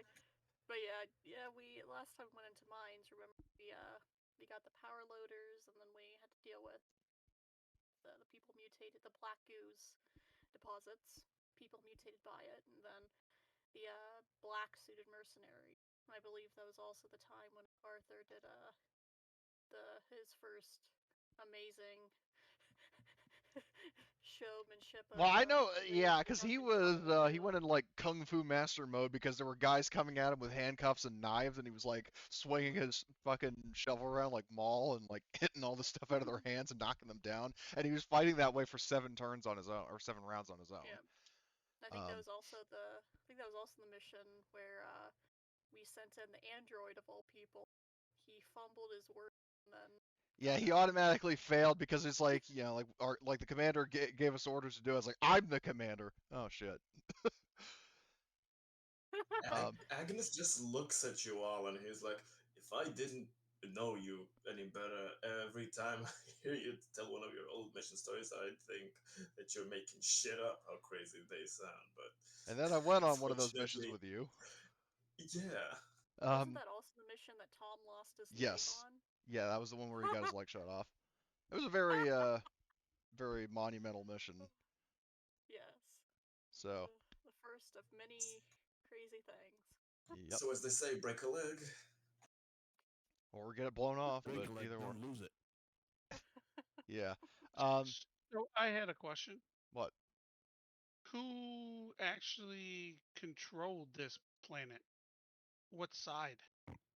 Was it Um, independent or was it controlled by a certain side? no. When basically this sector of space, and this is something you would know that these the near entirety of these worlds um were founded by Wayland Corps, the predecessor of Weyland-Yutani, in the 21st century, and then when the Three World Empire formed, Weyland-Yutani basically just handed them off to the Empire. So the bulk of these worlds, with the exception of a few that were inhabited by the Chinese Asian Nations Collective, most of these are Empire worlds. Oh, okay. Damn, I wish I would have known that. I would have asked the general or the colonel how he felt about losing his colonies to the UNC. Well, here's the thing. So, um, that reminds me, during the journey, are any of you going to be, mingling, chatting with the Salvetsky Island crew? I will. Porgus Okay. will. All right, give me a Agnes will manipulation as roll. well. And remember to use the actual, like, 10d6 or, like, the typing dice in the chat, not the alien dice. I mean, I'll take one roll, whatever it is. Okay, what are my modifiers? Anything? Um, it's not opposed conflict, so there's nothing that gives you pluses or minuses. It's just a flat roll. Though actually, before you roll, you would technically, if other people want to help you, you can get up to a +3 if they have at least 1 point of manipulation, because then that's represented by multiple people going around talking with you.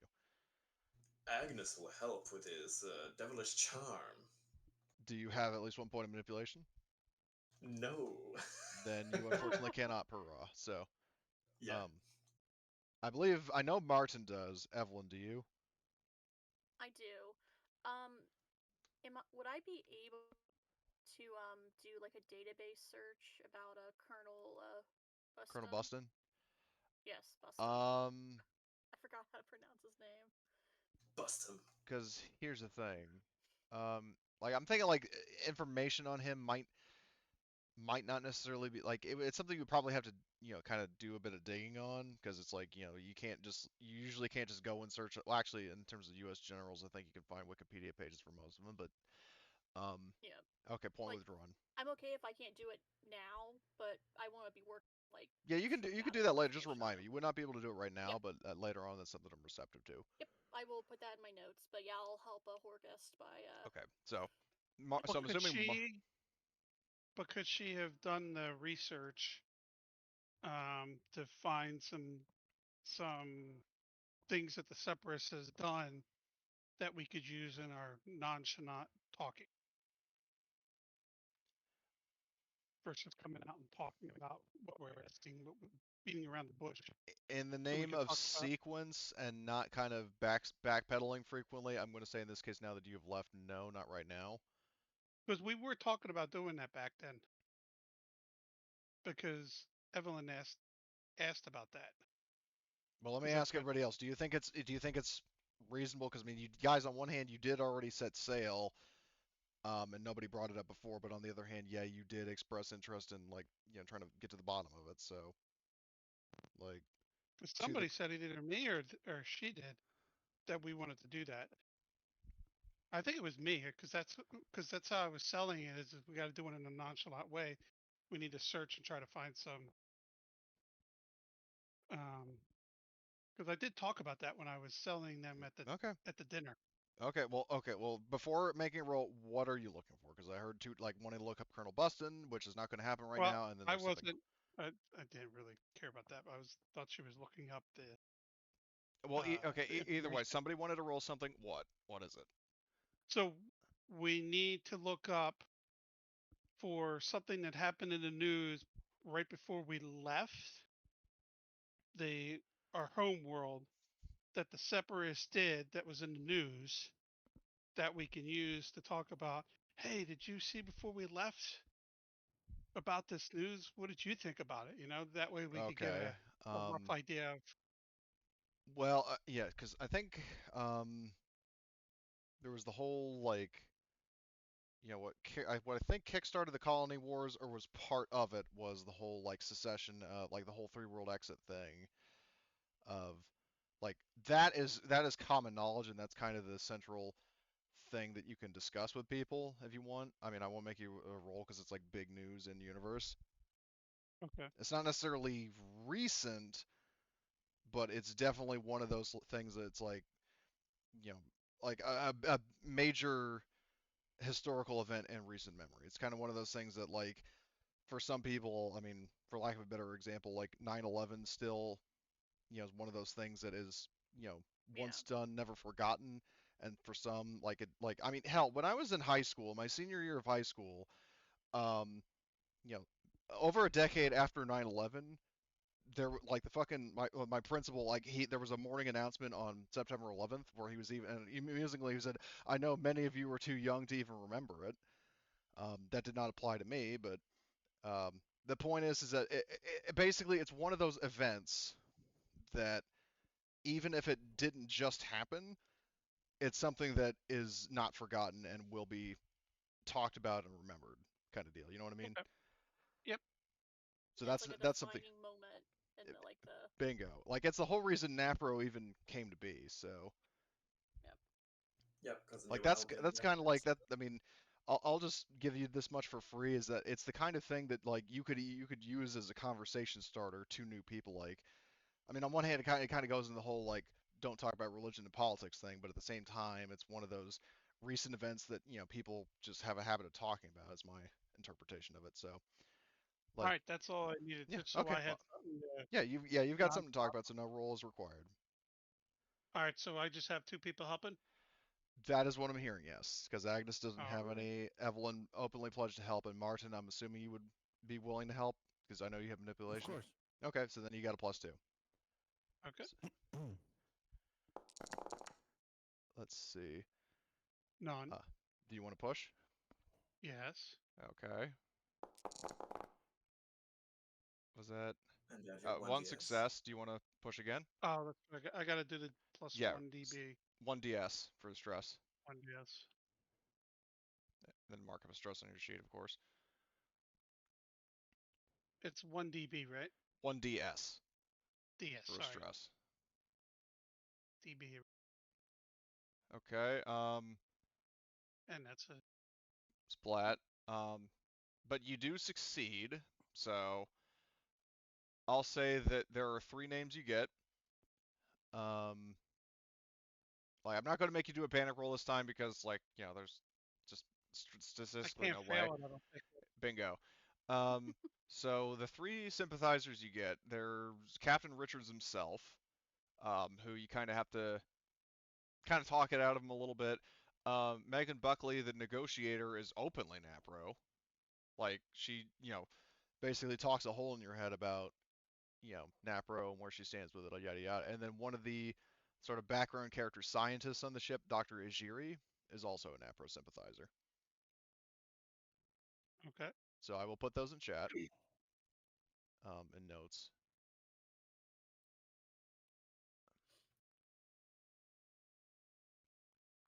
How much of a supporter is the captain? Um, the captain, like his stance on it, as he basically, in particular, like he says it's something he doesn't, he wasn't really like. Well, basically, okay, let me put it this way. So he actually says to you that you know, if we had just met, then he wouldn't have admitted that to you. But because he feels a little comfortable about it, sees that from his perception, based on that last mission, that you're like a responsible, reasonable man.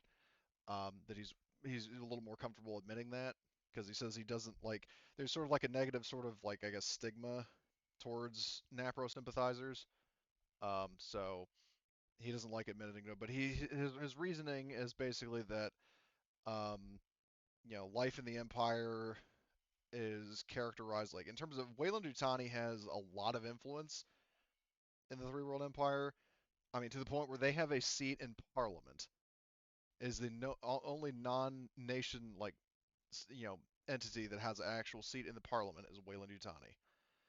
Um, and he says that he understand like he doesn't see any reason to invalidate a lot of Napro people's stances of like removing themselves from corporate influence.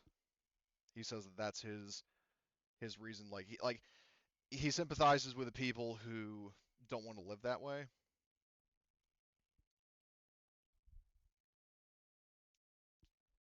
Okay. That's a whole new take on corporations are people. All right.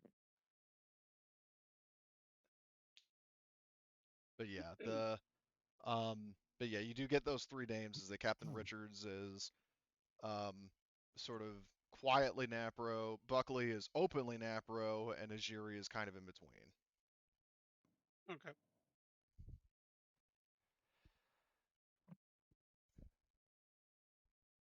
So, but yeah, you guys through. I mean, hell, each of you could be individually be talking to somebody. So three people who are helping three NPCs. It fits. So eventually you do after the journey. Which speaking of Horgus, you would recover that stress by this point. Yep. You do make it to Dylan Colony, and um, when you're aboard the Avalanos, you are scanning from orbit naturally, I would assume. You're seeing that the planet has a lot of those kind of like electrical like energy sort of storms that you see a lot in the Alien prequels. Um, it's one of those kind of planets. It's the kind of thing that from your scans you would ascertain that it's not the kind of thing like when you're flying down. It's not something you're going to take damage from, but it's one of those things that is going to distort comms if one strikes. Like as in, if you have people on the ship, for example, and you are down on the planet and there's a storm going on, you cannot hail the ship. Just so you know. Alrighty. And in terms of, uh, naturally, there's little sign of activity from um, high orbit. Um, the question is in terms of, obviously, the Solvetsky Island is going to have to fly down. Are you guys also going to bring down your dropship, or are you just going to ride aboard the fucking Solvetsky Island? Are we able to scan the? Is there a city still there, or Um, does anybody like when we radio the planet? Does anybody return comms back? no.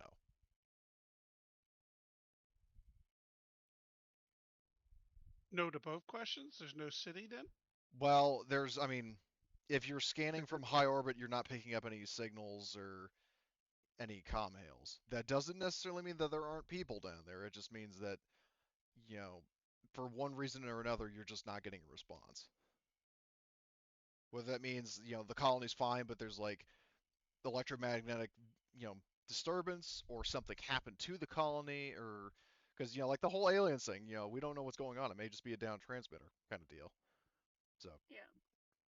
like basically from high orbit, you know, it's all inconclusive. Like there's no definitive, answer for what's going on. So you would have to go planet side to see what's going Alrighty. Um, and their ship can hold a drop ship, right? on. Their ship can hold an APC, if memory serves. Okay. Let me double check that because dropships are quite bigger than APCs. Um, let's see. Oh, Um, a quick question. Horgust, do you want us to go down with smart guns as usual, or do you want us to go down with Lemon Maca units? Why not both? Yeah, both. You could Okay. choose which type of gun you have, but if we need to fall back, I want to be both people and alien kits with us, so we Yeah. could swap out kits if we need to. Okay. Well, I'll stay with the smart gun then. And are we gonna be taking our Eco 2 suits again, or just standard armor? Do you think? I'm planning on wearing my good armor. If I need to be in the suit, I could close it up. But I mean, that's our best armor is our Yeah, spacesuits, yeah. The our Eco 2s Eco are the best. 2s. There's no reason not Yep. to if it's. Yep. That's what I assumed. I was just double checking about what we Yep. doing going forward.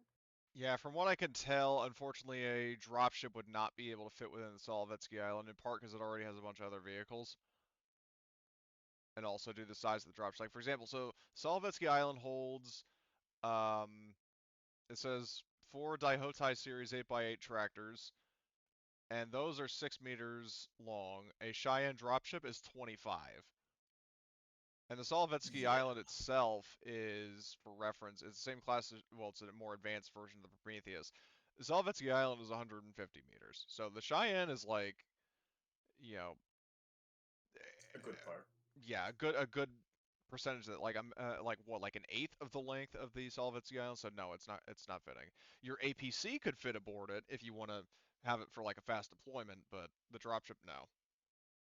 All right, let's put the drop ship. Let's put an APC in there with beta. Okay.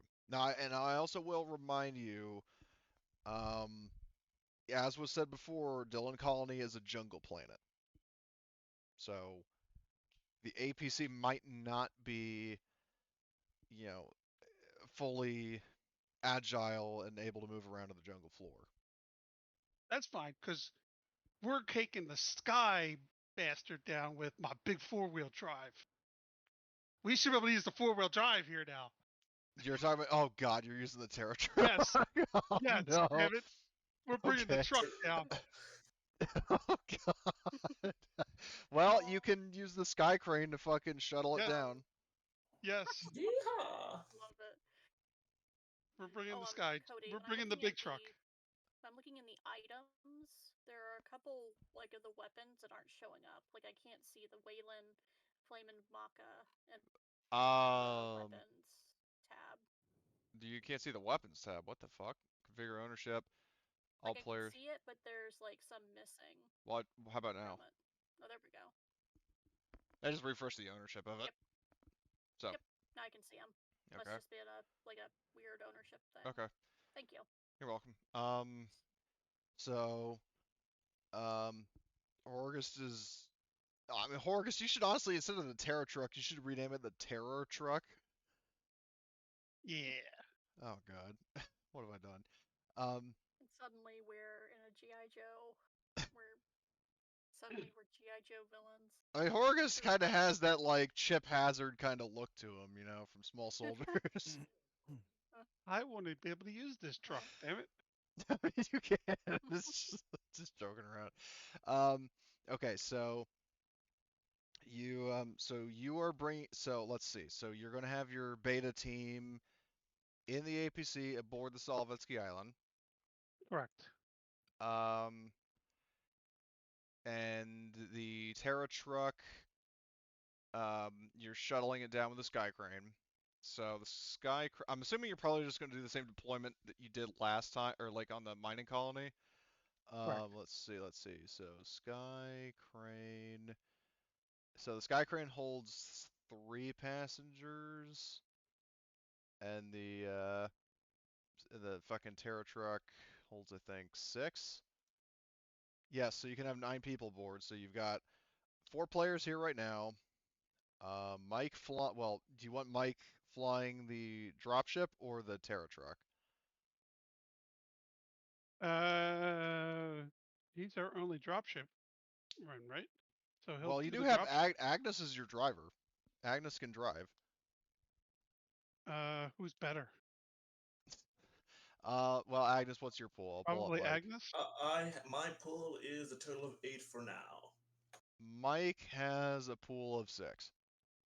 Okay, so Agnes, do you mind flying the dropship down, and then we'll put Mike in the dropship, and then you could drive the 4-wheeler if you want. No problem. Well, I mean, or you can just, yeah, well, never mind. Okay, so you, Because I guarantee you we are hitting like a little storm coming down, so I want the best dice. yeah, speaking of electrical storm, I could barely understand any of that. So, It Oh, already it happened. broke Walking up? through the house is okay. Just don't walk too far. yeah. Yeah, I went around the table again. Sorry. Yeah, don't do that. When I go to the far side of the table, that it seemed to break up. But I said, I guarantee you we're hitting an electrical storm going down. So let's have our best dice driver driving the dropship. Okay. Oh, and I did pack some pups devices. All right. So I don't know if they'll be how useful they'll be, but especially in the electric. I mean, storms, they can map out the Oh, boy. jungle below. It is not just an enclosed space. Yep. Now, Okay. Cody, Yep. question for you on these electric storms. Do they cover an area for like longer than 24 hours? Or are they moving like a normal storm does? and then after 24 hours, you can have comms again, Well, let me put it this way: a day is 20 hours on this planet. or 20 hours. Okay. The electrical storms, I mean, I would sort of, when I say break it up into shift increments, I don't mean a storm lasts a single shift each. I would probably honestly roll a dice to see how many shifts each one lasts, if one happens. Okay. So, So Charlie is under orders that if they don't hear from us within 24 hours, they had to come down and get us. okay. Do you want them? In case we lose comms, Do you because want? they have their own drop ship. Well, you've They got could bring down several. the Joker. Yeah. Well, the Joker's Wild is not a dropship; it's its own FTL ship. And that ship, I will warn you that you would have to do the roll to make planetfall in that. Whereas like a dropship or the drop shuttle, no, those would be easier. Okay, the drop ship. They'll bring down the drop ship then. Well, which one? Because like you've got three Our that you're not using. our normal one that we take down when we normally fly. Okay. Okay. Because I was going to suggest the drop shuttle that holds like 24 people, so But that's not armed, right? it's not armed, but I mean, are you really expecting like heavily armed people with RPGs or something? I, we have no clue what we're getting involved in. And they're my react force. So to me, a Okay. react force comes in guns blazing. Okay. That's All right. that's my mind. All right. So they'll have the sea That would be biscuit. Horgus's mindset. Okay. Okay. So yeah. So anyway, so as you are, so let's see. So yeah, we've got Agnes flying the Seabiscuit, the party riding around in a mix of, well, actually, in terms of NPCs, do you have, whatchamacallit? Um, so okay, so we obviously we're bringing along the five players we have, Evelyn, Agnes, Martin, Horgust, and Yeah, we're Arthur. bringing Alpha Squad, Okay, okay, so that which includes, is the five I Martin, just mentioned, Arthur, Evelyn. the five I just mentioned Yeah. plus Johnny, um, Two Face, and then you've already got Mike. So Mike, yeah, all right, yeah, you've had, yeah, all right, never mind. So yeah, so you guys are flying down. You actually, there is not, I mean, it's kind of cloudy, sort of a dense atmosphere, um, but you're not. I'm not going to make you do a roll to actually like you know fly fly over there, like fly down, um, though. Um, yeah, so yeah, as you're flying Nice. down, like there's not a storm in place, is what I'm saying. Um, Yeah. Hey, so Cody, I got a quick question before what? we get on the planet. Can we wear the ghillie suits over our Eco 2 suits? No. Okay. The eco suit, well, I mean, first of all, with the colors you have on it, that kind of contrasts with the ghillie suit, and also it's like the ghillie suit is not made to cover a big armored spacesuit. It's made to cover, like somebody wearing like fairly tight-fitting armor like M3. So, no. Okay. I'm just asking Okay. if it can be done or Well, I not. understand. I understand. I mean, it's good to ask Because questions. this I'm is just, the perfect planet yeah. to use it for. Okay. Anyway, so like I said, there's little sign of activity from high orbit. Um, but as you enter atmosphere, actually a lot is revealed. The atmosphere processor is still operating, but the electrical flashes and plumes of smoke say it's not in the best working order.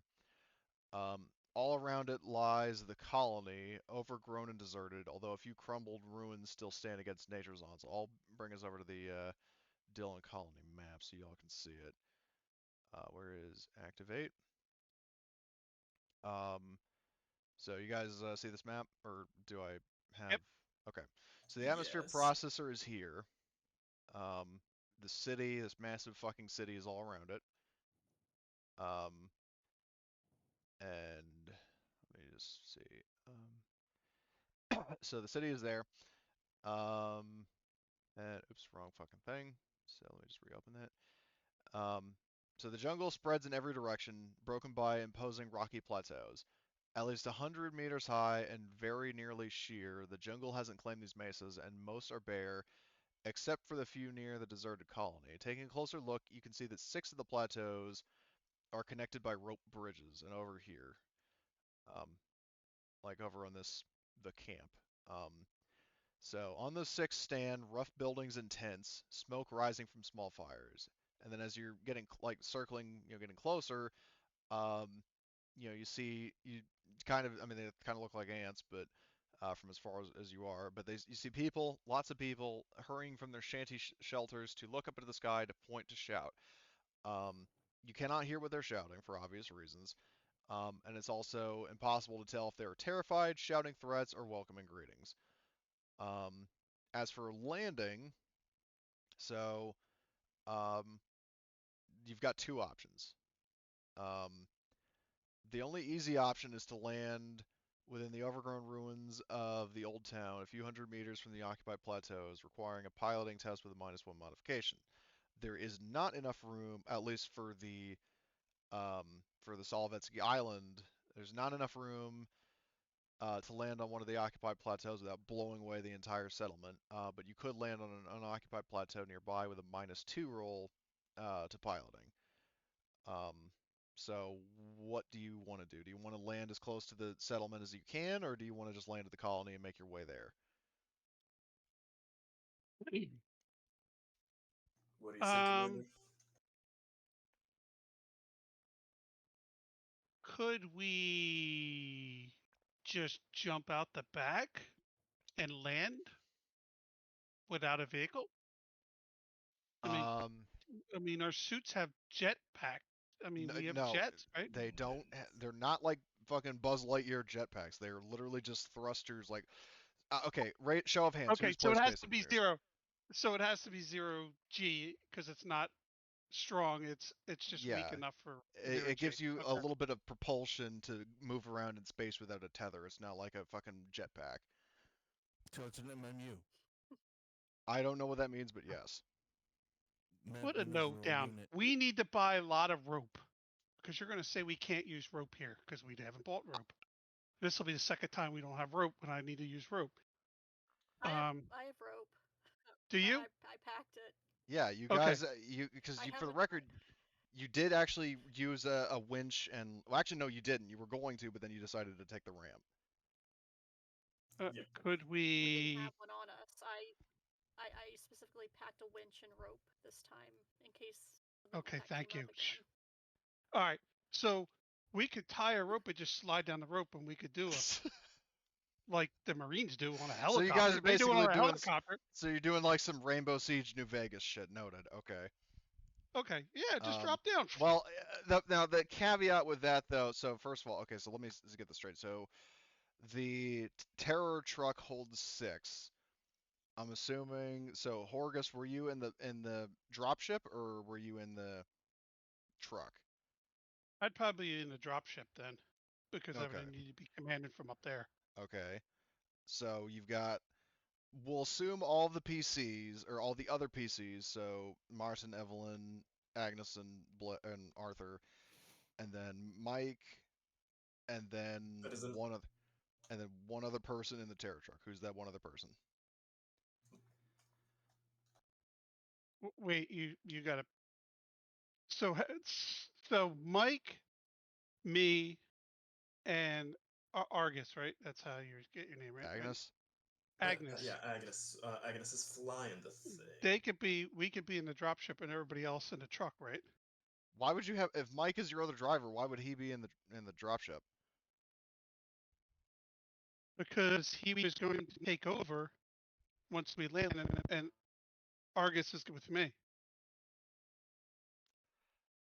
Okay, but then who's driving the truck? Like I'm asking right now, who is in the truck? And what I'm saying is because the dropship can only hold so many people, right? The dropship is has less people than the The truck, dropship right? holds 3. The truck holds 6. Right. I'm trying to find out like who's driving the truck because if we're gonna have people rappelling out of the truck, I I I'd like to know who is in what. So because the people in the truck can rappel down right now if you so choose, the people in the dropship can't. Like for the people Yeah, in the well, dropship to get out, you would have to drop off the truck and then land the sky crane. Boss, I recommend something simpler. Why don't I just land somewhere? I still got it. I remember how to do these things. We should be fine. right, but we can't drive from one plateau to the other. And there's only bridges between plateaus, correct? Yeah, like rope bridges. That's why I want to put people on the one side and then we can land, but I want to secure the bridge first. I want to Well, drop them on a bridge that from where we're plateauing. That's my because we got to cross that bridge and I want to make sure I hold the other side and not be stuck on the bridge. okay, well, a couple of You things see you what need to I'm saying? consider. First of all, you are thinking incredibly militaristically against like a basically like a tribal settlement. Second of all, there Again, are we multiple don't know bridges. what it is. We don't know what it is. So if I'm not thinking tactically, we just do something and then we get our ass kicked. You say, well, then you should have thought of that ahead of time. Well, hello, I'm No, doing it ahead of time. I would not have said that. I would have said though that in terms of like what you are seeing right now is basically just a crowd of bystanders who are running over to see what's going on. They're not like shooting at you. Like if they had guns, they would be shooting at you. Yeah, because they're literally like intense in like shanty town I settlement. still don't. So We can land on a plateau and walk across the bridge, but I'm telling you, There, if that kicks the, me in the ass, like that, I wanted to go back to that world and do it myself, and talked me into doing the comms, and then that fell apart. well, like I said, there are in terms of there are multiple plateaus, multiple bridges, like multiple places that you could land the drop shuttle or not the drop shuttle, the fucking sky crane. Um, going back to the original question I have is I'm just trying to figure out who are the first people who are going to rappel down. That's all I are want to all know. these plateaus we see by the camp, are they all like connected? We can tell. So these big ones out here, no. All these little ones here, yes. Okay. Oh, okay. And we can't land on the little ones, right? As I said, you can you can drop you can land the sky crane there. You cannot land the Solovetsky Island on that. The Solovetsky Island is too big to land there, but a drop shuttle or I keep saying drop shuttle, the sky crane that could land there.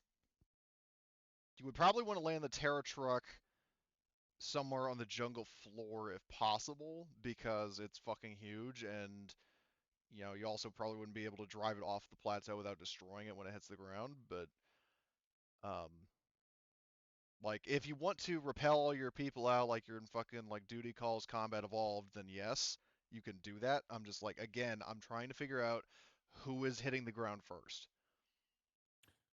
Me. Okay. So you're I mean because I'm assuming that everybody save for Horgust is well Horgust and Agnes is in the like basically Martin, Evelyn, and Arthur, and then probably also like Johnny and Two Face. Yep. Well, yeah, I'll just say those five people are going to repel out and just keep and move on because it should not have. Anyway, um, Yep. so you guys are gonna. So Sounds Evelyn has the rope. You good. attach the winch, and you all repel down into the fucking village. And the people. I mean, they're gathering over to see you. They're not armed. Well, some of them are armed, but very lightly, and they're not like attacking you. They're just more like coming to see the mysterious, heavily armed visitors who just fucking repelled out from a monster truck. They must be shitting themselves. I love it. Um, Sentences so I never thought I'd hear today. Case in so we'll point, get to what repelling. happens on the ground in a minute. What I need to figure out in terms of the original question of landing, who is going to land? So again for the we'll start with the Solovetsky Island in this case. Just to simplify it, Horgus, unless because Richards does outrank you unless you specifically request him to land closer to the settlement. He's going to land in the town. I would like him to land by the atmosphere processor, as close as he can to that. Why? Because that needs to be secured to try to clean up the atmosphere, because we think that thing's not working to peak capacity, right? Well, it's very clear that it hasn't been maintained, but because here's the thing. Okay, a little bit of a history lesson for the atmosphere processor. It the electromagnetic storms have nothing to do with the processor. That is just a characteristic of the planet. Right. Atmosphere processors basically mean that if a planet doesn't have an atmosphere that's like if it has an atmosphere but it's not breathable to humans, the atmosphere processor will make it breathable. Which it So seems it is. It's what we call a shake and bake colony. yeah, exactly. Like yeah, like basically if you want to land in the atmosphere processors, like first of all that would be really far away from the camp, and also um, you know, even if anybody aboard the Solvetsky Island was qualified to try to fix the atmosphere processor, if you're thinking that is going to fix the problem with the storms, think again. No, I wasn't thinking about the storms, but you said it's the atmosphere is smoky and that's why it's not working. So to me, that would be a piece of But the point that is needs that to be priority. the atmosphere is breathable. The atmosphere processor has done its job. It's not like it's if it stops, like it'll suddenly stop working and then you're gonna suffocate. That's not the case. The atmosphere processor is meant to keep, like, just basically is to convert the atmosphere and then just kind of keep running, just make sure things stay like Breathable. keep the air quality clean, which would be the case, like, for example, with our planet right now with Earth, the pollution, the climate change, all that other opposite of happy shit. Um, if we had an atmosphere processor now, like basically, I mean, it would stop climate change and it would clean up the atmosphere and like, but it like if theoretically if you turned off the processor and then people kept polluting with like coal factories and all that other crap, then the air quality wouldn't be as good. The thing is with this colony is that the mining facility is offline, so there's nothing actively polluting the atmosphere, and therefore there's no reason for it to run.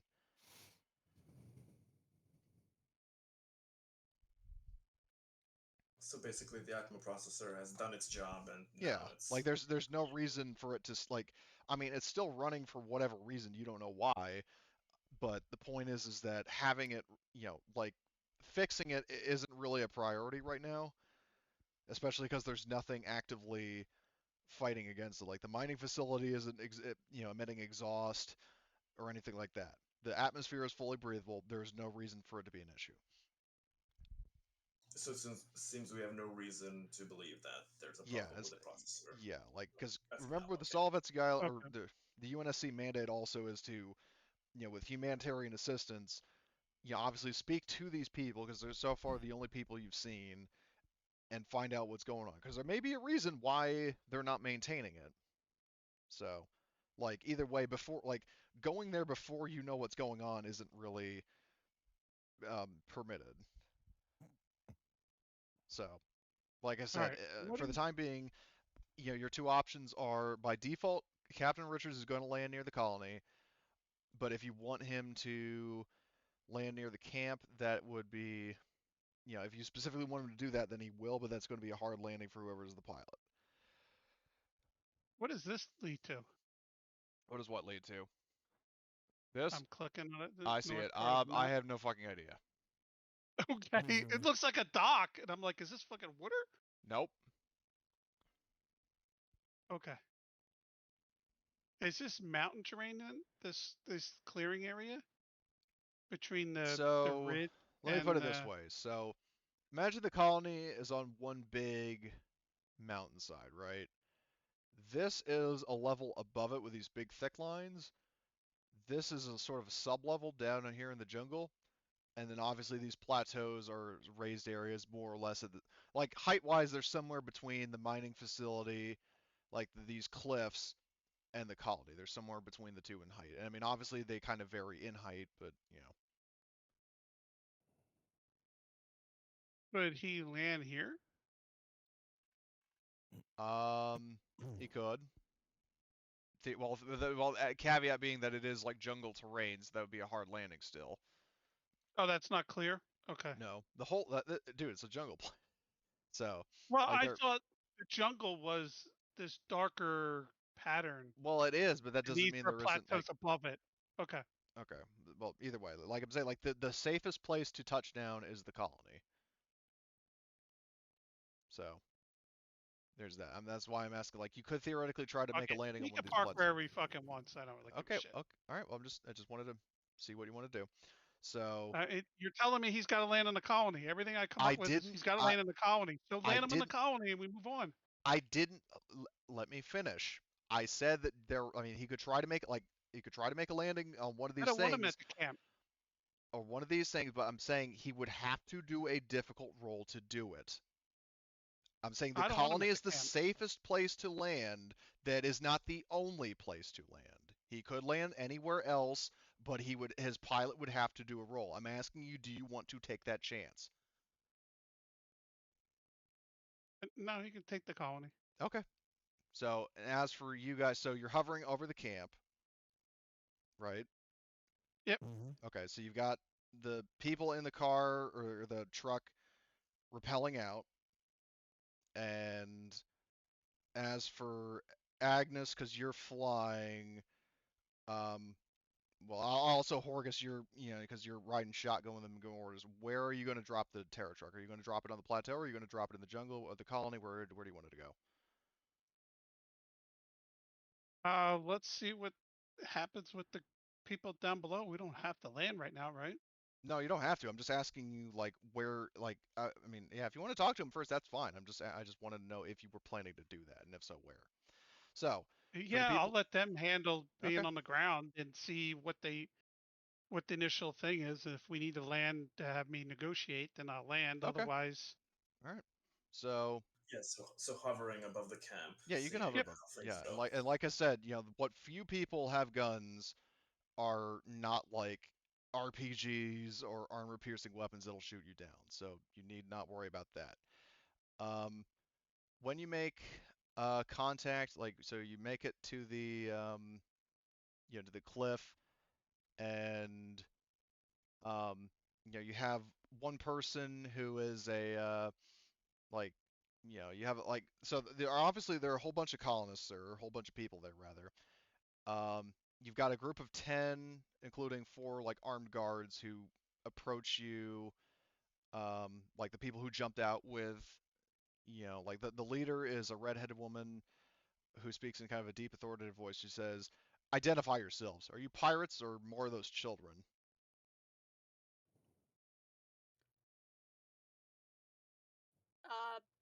Neither. Neither. And then she kind of looks up at the fucking hovering dropship and then the massive truck swinging, kind of swaying side to side as it's hovering, and she says like, "Neither. Then who the hell are you?"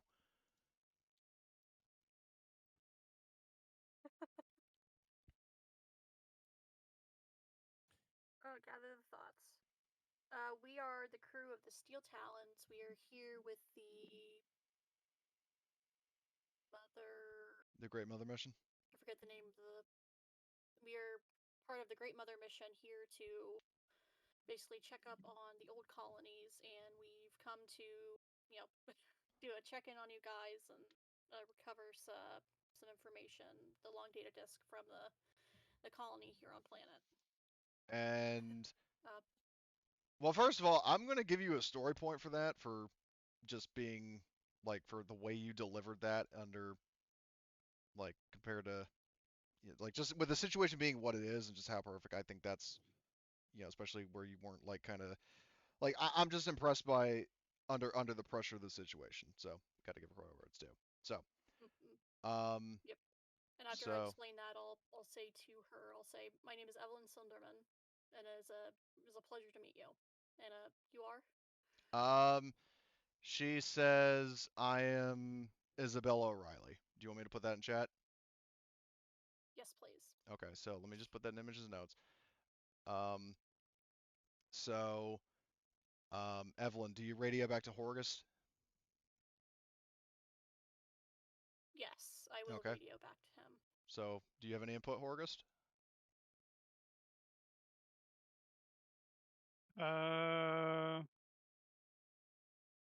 Find out what's going on.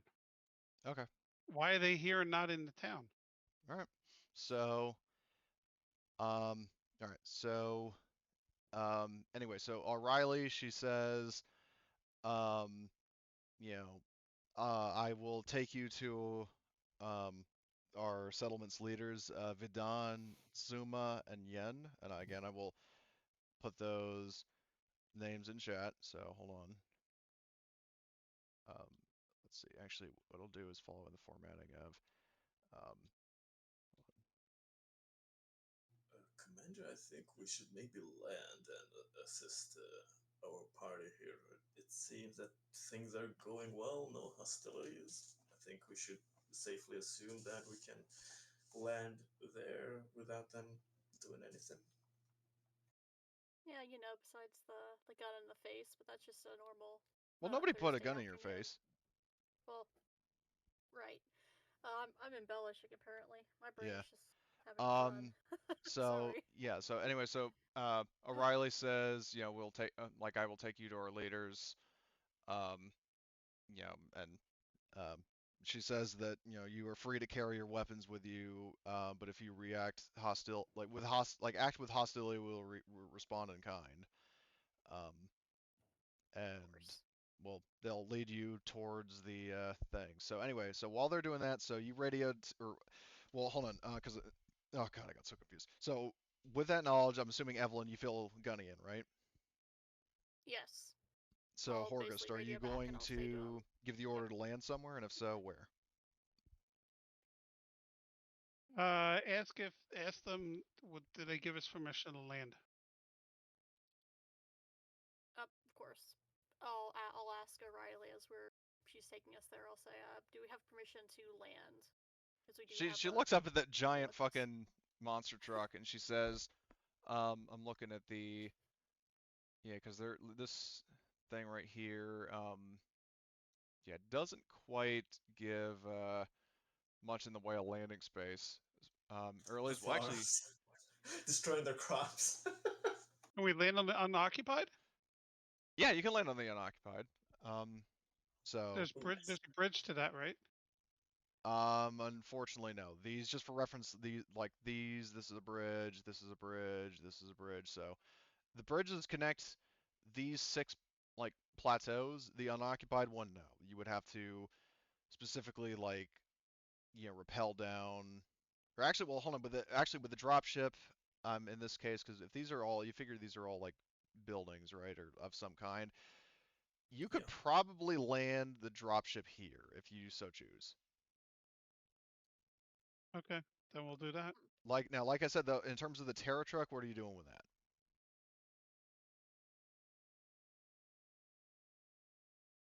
So we have to drop off the Terra truck somewhere first. Yes. We'll put it over in the unoccupied area. Okay. So you drop off And the we'll Terra. double check with O'Reilly before we just drop the dropship there. Just like, do you mind if we, bring down our dropship and, She park it says that, in that again, as area? long as you avoid like collateral damage, then you're fine. So, so you can Of land it course. at the Nabo, I guess is how you would pronounce it, and um, whenever you dropped off the Terra truck, and then you can pick it up again whenever you want. So, all right, so you guys land, or so basically where you are being taken is um, to the where the hell is it? The Roundhouse on the Enclave Plateau. So you're being taken here. I'm assuming you would probably be hovering at the Nabo, right? That's where you were originally. Yep. So you're being led across this bridge. So I would say that whatchamacallit, Martin, Evelyn, Arthur, and then like Johnny and Two Face are that you guys kind of have a head start. Well, are you going to actually want to wait for Drill Sergeant Horgus to arrive, or are you going to Like, because you can't always ask O'Reilly, like, can we hold up so our commander can get here? I'm just asking you again, do you want to do that?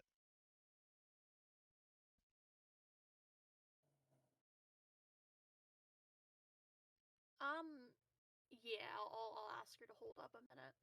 Okay, So we so can have a Horkiston with us. right. She tells the guards to stop, and then she turns to look kind of expectantly over where the sky crane is touching down. So it'll take about like the whole process of unhitching the like flying over, unhitching this, flying back over, getting out, and then getting over there will be about 10 minutes. So um, you make it there without incident, and um, yeah. So Horgus, so yeah, you are now with the group. My question for you: Are you going to? I mean, Agnes, do you want to come along with them, or are you going to wait by the sky crane? Because you do have Mike in the pilot seat now. Well, yeah, I'm gonna leave Mike there. Okay. Gonna leave it over to him and to join the rest of the crew. All right. So Mike stays put in the sky crane, then Agnes and Drill Sergeant Horgus run over. So with that, with the whole party reunited, you are taken into the roundhouse. Hey, real quick, What? before we leave Mike, I look at Mike, serious face, and says, "These aren't your cousins," and then turn and walk away. Well, Mike You and caught Mike. on why? You know why I said that. Mike looks across and he sees the animal pens and a grin crosses his face. No fraternizing. That's why I said these ain't your cousins. Well, I thought you were talking about the people, but then he's like, "All right, Plan B, Operation Sodomize a Pig as a go." Oh So, my god. Okay, we didn't need to know that. hey, you were the Christ, one who originally made the no. joke. I'm just, you know. I'm making it clear to him that these ain't his cousins. Well, they sure look like it. Yeah. I know. That's why I said it. I was like, I'm at a goddamn family meeting. But anyway, so as you are, um, I'll say that as you are at the, like, heading across the roundhouse, because weirdly, God, the way this scenario is written, I'll just say that, like, you hear people shouting out to you over here. Um, there's a guy who, like, shouts out to you, say it like kind of almost like a frantic voice saying like, like, please come here, we need help, yada yada. So um In the refugee camp? yes, like they And saw what you land, and way? as you were going there, they were shouting. So Okay. now that begs the question, because you are being taken to the leadership at the roundhouse. Like, are you going to actually follow them, or are you just going to break off and go see what's up with the refugees? No, we'll just go to the roundhouse. Okay. It doesn't look like they're going anywhere, so we can always get Okay. them later. So um so when you are at the roundhouse, um you do get like you do see they're like there's sort of like one of those like trying to like those courtroom kind of things where there's like a roundish table, and they're like for like a tribunal sitting there. Yep. So that's basically one of these situations. There are guards in the room, and then Blitz showed up, um but Up in um the sky, much yeah. like Mr. Bean, Arthur falls and lands on his face. Too much like Mr. Bean. um anyway, so you are Is greeted he by wearing the shoes? um the three executives that O'Reilly told you about. They introduced themselves respectively as let's see. Um, there's from left to right. There's Vidan Simenya, um, Dazuma Tibandi, and Yen Yamada. And they say that we are the chief executives, leaders of the Waylanders, and Of the what? the Waylanders. Okay. But that was before the corporation was formed. So yeah, these are assholes. Okay. Well, okay. First of all, that's kind of I just go. I'm teasing. okay. Well, yeah, They you were got to specify that, because I can never really tell when it's Horgust being Horgust or you just making a joke. So, um, So, He um, just blabs that in front of these three people. yeah. Oh, you guys are a bunch of assholes. What? Nothing. so, so basically, Vidon welcomes you warmly, and he goes on, uh, like he says like, no, what brings you before us? And he says it kind of warmly rather than suspiciously. Okay. We tell them we are with a force from the inner world, um, to come check on the outer colonies because it's been generations since we've had communications. We're part of a force called the UNC, um, and we noticed that the city is now in ruins, and you guys are camping out here by yourselves, and was checking to see what's going on. And what he says, um, is that well, first he goes on to explain, in terms of the history of the colony. He was saying that, um, at our height, we were a thriving colony of 40,000 people. We struggled with the isolation, and organized society eventually collapsed. Many people actually fled into the jungle to fend for themselves, and they have changed. And others under the last. Changed. Yeah, he says that we're actually dealing with a very recurring problem that we could use your help with. He says that you said you came here as part of a support mission, because what we're looking for, if you could help us, would be you know supplies to maintain our lifestyle and weapons to destroy the ferals.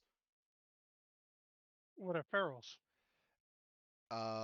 He says that they are human beings, former colonists who, like, basically when society collapsed, they kind of you know fled into the jungle to try to survive, and that they ultimately kind of reverted to more primal base instincts and are like they're basically they're like wild humans essentially. Savages, so they eat meat, they eat humans, and crazy shit like that. Okay. Pretty much.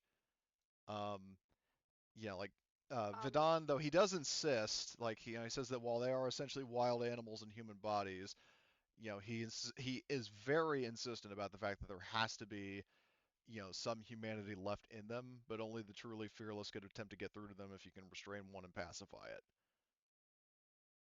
And how do you pacify them?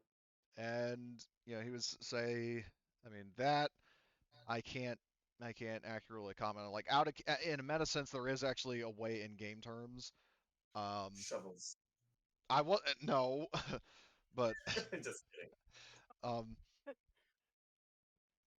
like no, it's like you do the Fonzie fix, but with Arthur's shovel.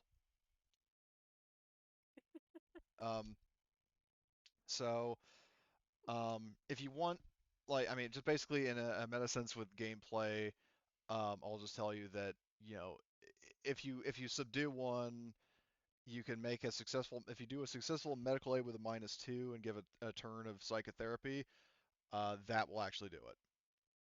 Like, just so you know what to do if this is something you want to try, and I will hint to you that it is something you will want to try. Um, but Vidon is basically just thinking optimistically. He doesn't actually have any methods. That's just me Okay. being straightforward with you and telling you that if that is something you want to do, you can do it. yep. Uh, what I'll bring up is I'll say to the leaders, I'll say when we first touched down, Isabella, she mentioned something about pirate. She asked if we were part of either pirates or children.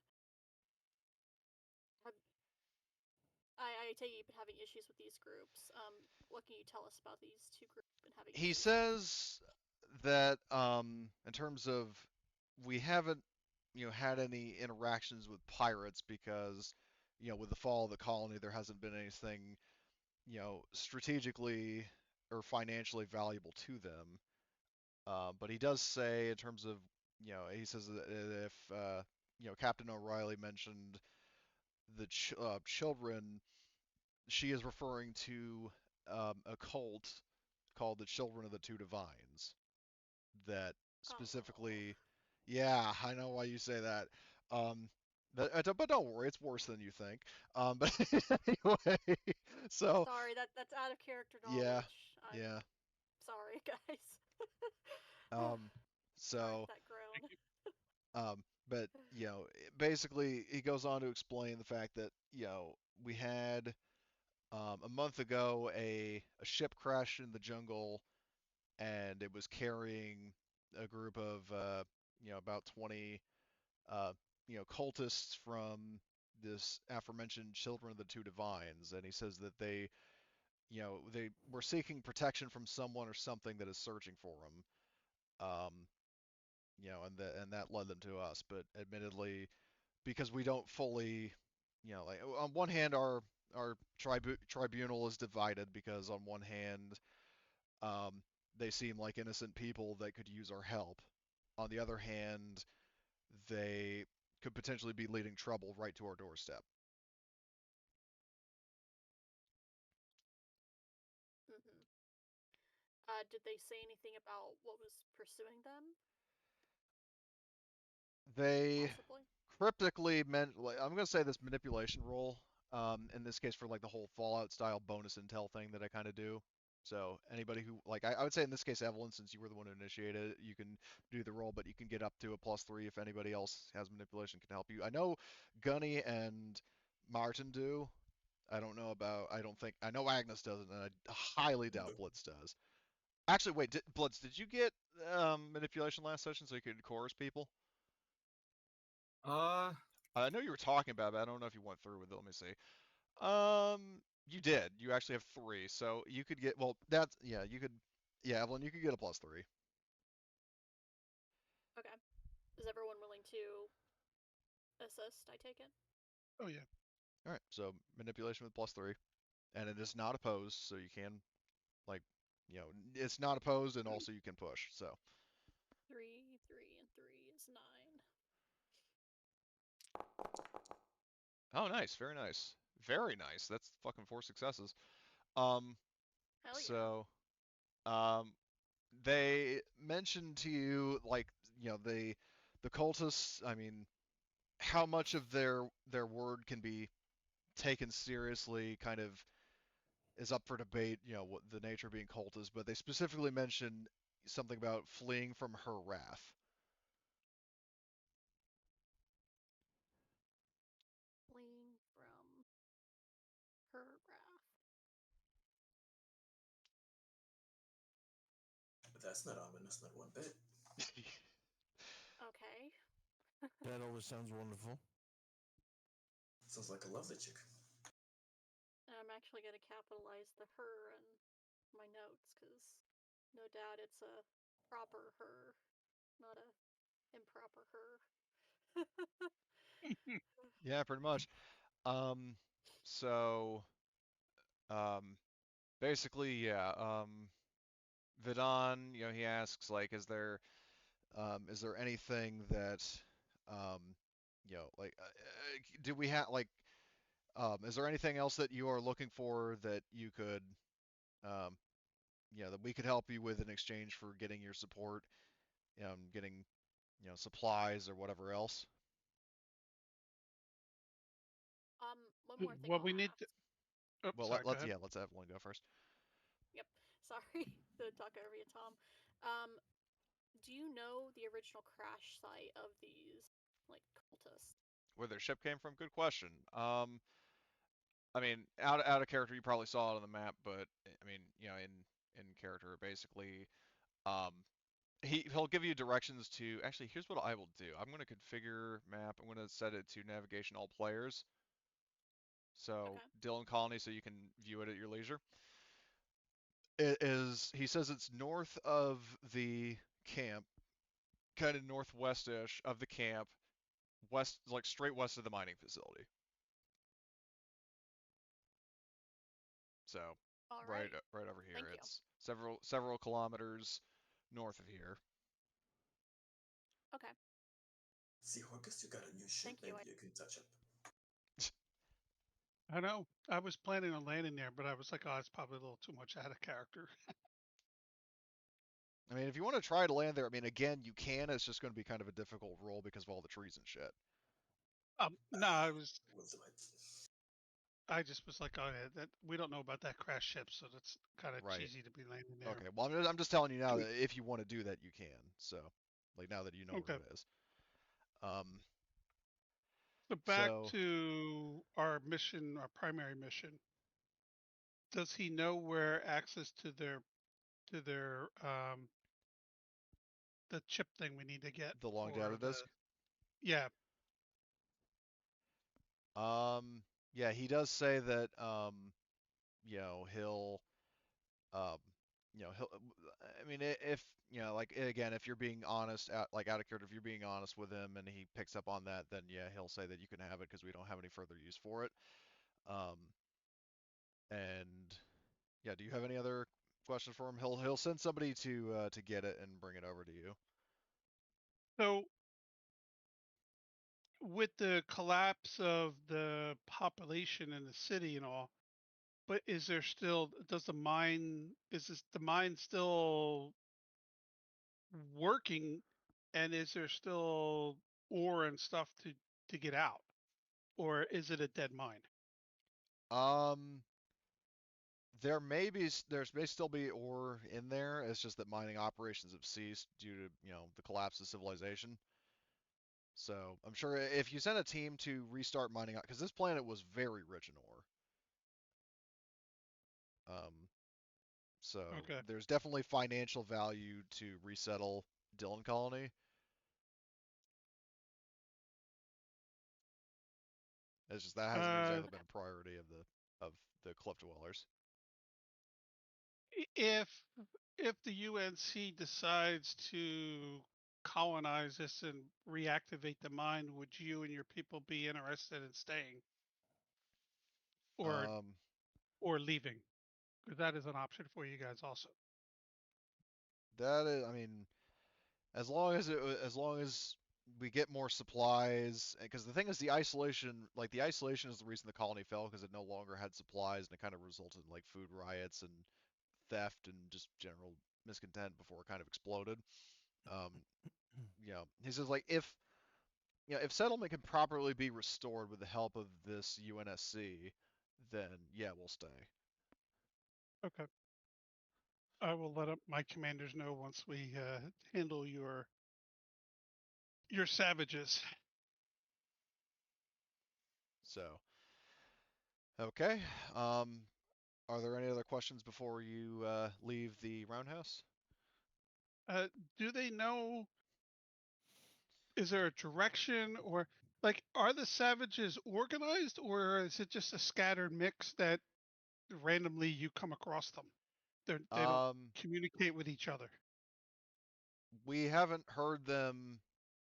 Like the few people who have encountered them and survived have not, um, heard any semblance of language out of them. They, in terms of hold on, let me just check something. The big thing is when they come across them, are they always in like ones and twosies? Are they in small packs? They usually hunt in packs. How many's in their pack usually, roughly? Mostly. Yeah. Um, If you're smart they enough. usually, groups of like, 6 or so, Okay. but that's not necessarily a hard and fast rule. And in terms of, I need to double check something because I think there's something in this scenario I forgot about. Where is, because he says that, they mostly like they dwell in the jungle and we don't exactly know where they're based because we're thinking they've got to have some sort of nest somewhere. It's most likely in in the old town or possibly in the atmosphere processor. Um, Alrighty. And then are they armed, or are they using improvised weapons, or what they're are using they? improvised weapons. They use like spears and bone knives and stuff like that. I That's a see. dumb question. Can they even hurt us through our armor? That doesn't mean they're not desperate You enough to say try. that. Okay. You say Well, no, that. out of character. Get I'm lucky. thinking. Yeah, but it's not something easy. Okay. They could Just they could overwhelm us. Yeah. ask Cody from my Thursday night game. There were several times when just when the enemies YOLOing against them almost struck them down. So Oh, it can that's happen. oh, it does because I've seen it in my Kingmaker game. The boss people can't hit for damn shit, and they got all kinds of cool abilities. But the little kobold dudes with arrows just crit, crit, crit. Well, I'm just thinking about fucking like I mean, there's one episode of like even as early as season 1 of Star Wars: The Clone Wars, where like a bunch of clones are fighting fucking natives with spears and we're getting their asses kicked. Yep. Yeah. So it can happen. That's Oh, the yeah. thing. Or the Empire question. getting fucked up by Ewoks. Exactly. Prime example. That was funny. I forget if I asked this about the cultist already, Cody. Just I want to clarify it. So are the cultists still here in like the cliff dwellers, or have they also like fucked off somewhere on planet? No, they're and still are... they're still here. They're in the camp. Oh, great. That solves Is an that issue. I the thought we'd have to. So is that's that the that on your college refugees? list. Yes, that I pinged. Those were that's where he what? Great. Great. Yeah, right. But the fucking cultists are like they're not exactly proper like they're not necessarily being held prisoner. Um they're not fully Yeah. welcomed into society. They're kind of kept in quarantine, so to speak. Okay. Okay. Because remember what Great. Vidon said about how like the cliff dwellers. I mean, they felt kind of an innate need to help their fellow human beings, especially given the situation they're in. But at the same time, they're fearful that like if somebody is after these cultists and it seems like the cliff dwellers are defending them, then that puts the cliff dwellers in those people's crosshairs, and they don't want to do that. Yeah. Yep. I can understand that. They did the smart thing, really. I can empathize with. But cool. Great. I just wanted to. Right. That question was burning in my mind, and I couldn't remember. I asked. I'm glad I double checked. Okay. So, Well, we should see what they have to say. I mean, yeah. I'm always glad to hear the other side of the story. Yep. So, if there are no other questions for the like the head of the council, you are dismissed, and they're saying like you're welcome. Like, I mean, again, as long as you don't cause trouble, you're welcome to stay here. Um, especially if you're being kind enough to offer us like material and weapon support to deal with it, like both to keep ourselves afloat and also kill the damn ferals.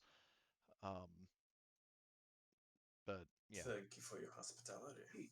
Okay, this says, please enjoy what little there is to enjoy about the camp. So, what need to do? I do let him know that we do have a representative with us with the UNC. We're not really the diplomats. We're the. Would you be interested in having him brought over Her. and speak more, Um, or her? Sorry, I always call him him. Her, if that is okay. um, the I'm Right. really good at aggressive negotiation.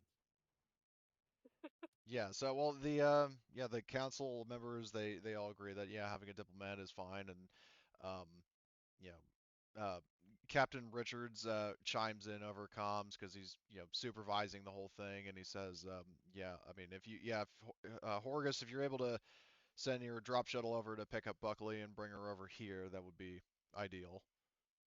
Yeah, well, we're gonna come over there to where you are because we have to go and look for. There's some issue here on the that maybe they're camping by to the north. They've got some savage humans here that we need to handle for them.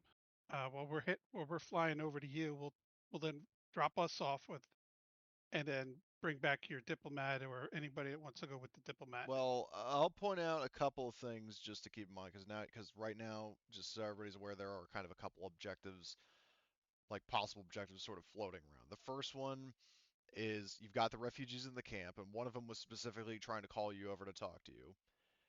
Yep. You have the crash ship north of or north of the camp, and then you also have the obviously you need to go pick up Buckley and bring her over here. So I'm just trying to get a sense of what the group as a majority wants to do now that you've spoken with the leadership. Well, I'm probably going to go and speak with the refugees, Yeah. and then have fuck. We can't get everybody off of here easily. Um,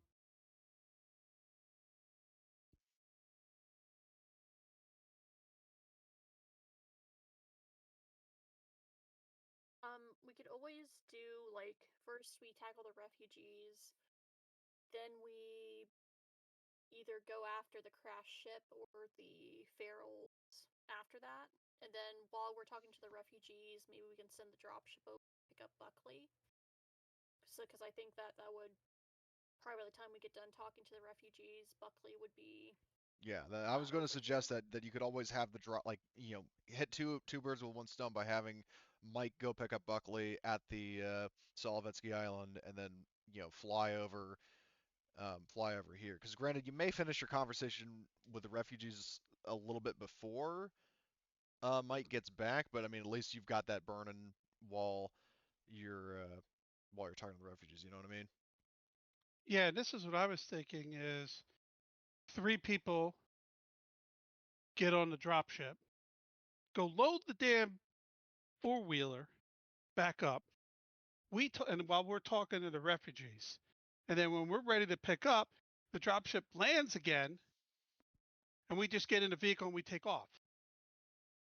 Well, what you could also do is, Evelyn, you can set up like a winch system so you can rappel up and down the cliffs. I could do that, yeah, definitely. Yeah, I mean, you did bring that rope and winches and all that other fun stuff, so I'm cool with that. Nice. So Uh, one more thing I wanted to do. After we leave the roundhouse, Cody, um, you said that it was Captain O'Reilly, correct? Who was Captain O'Reilly, yes. Yep. I'll actually speak to her and I'll say, is there anything else you can tell us about, like either the ferals or the refugees that was perhaps left out?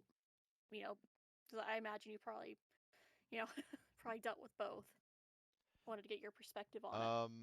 Well, she says that's surprisingly considerate of you, but unfortunately there is nothing else that um I can I can really add other than um that what my superiors have said, because the the refugees, I mean, obviously, like most of us tend to kind of keep away from them, and to avoid us like being guilty by association if whoever's hunting them comes after us. And then as for the Okay. ferals, I believe that what Vidon said is complete bunk. That they're nothing but a bunch of savages that should all be destroyed. Okay. I'll also offer you this. Would you like to help us when we're going in to deal with either the feral, or we'll actually just deal with the ferals because I know you don't want to associate with the cultists. I'll leave you out of that one, but given if all kind of look at Horgus, like it with your permission, of course, would you like to have Captain O'Reilly work with us since she's home turf advantage? Maybe. It got very quiet, and Yeah, well, I'm still self-conscious. here. Yeah. What are you Sorry, I saying? couldn't respond because I was out of range getting my water. Um,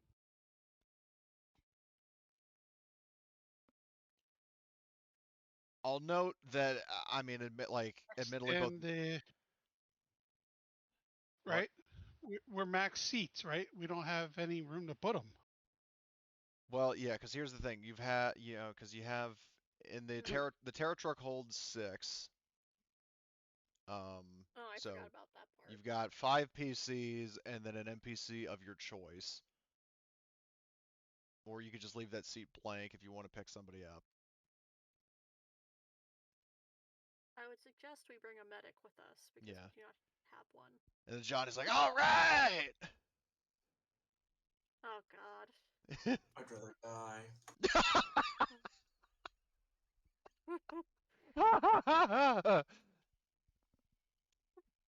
I have nothing against Johnny. It's just his gung ho-ness sometimes. I wouldn't say that he's Evelyn's rival, but just definitely like the oh god, just the dread. You know the opening the magic school bus? Please let this be a normal field trip. You know I what? have a feeling this will end with everybody making Johnny our No, Arthur. Arthur, enemy. please let this be a normal combat drop. Everybody makes Johnny their rival, and everybody bullies Johnny. Well, Marty has Sweetwater as his rival. I put down Johnny as my rival, actually. Now that I thought about it. We've played I don't know how many sessions now. I finally 29. Well, we're on 30 now, so. It took 29 sessions for me to have a rival. I can't have a rival, seeing as I killed my rival. I can't do it again. Well, you can have another rival. It's just, I mean, do you want to kill him? We need Yeah, the medic, I do. please no. I'm I Morgus, do. yeah. I don't like that that's like one of the things of being Horgus' rival, that you have to be killed by don't like that. Quite frankly. Do yourself a favor and don't do something that would make you his rival. Darth Horgus, you have failed me. Kills you.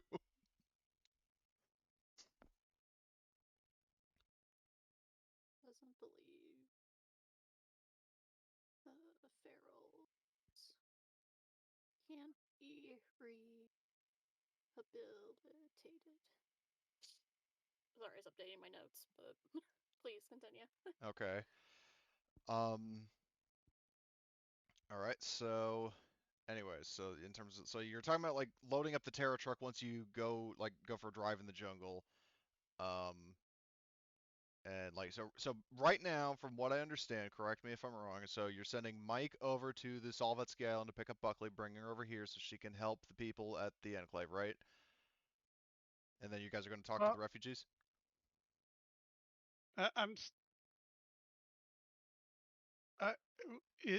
We can land the Terra truck at Naboo, still attached to the dropship, right?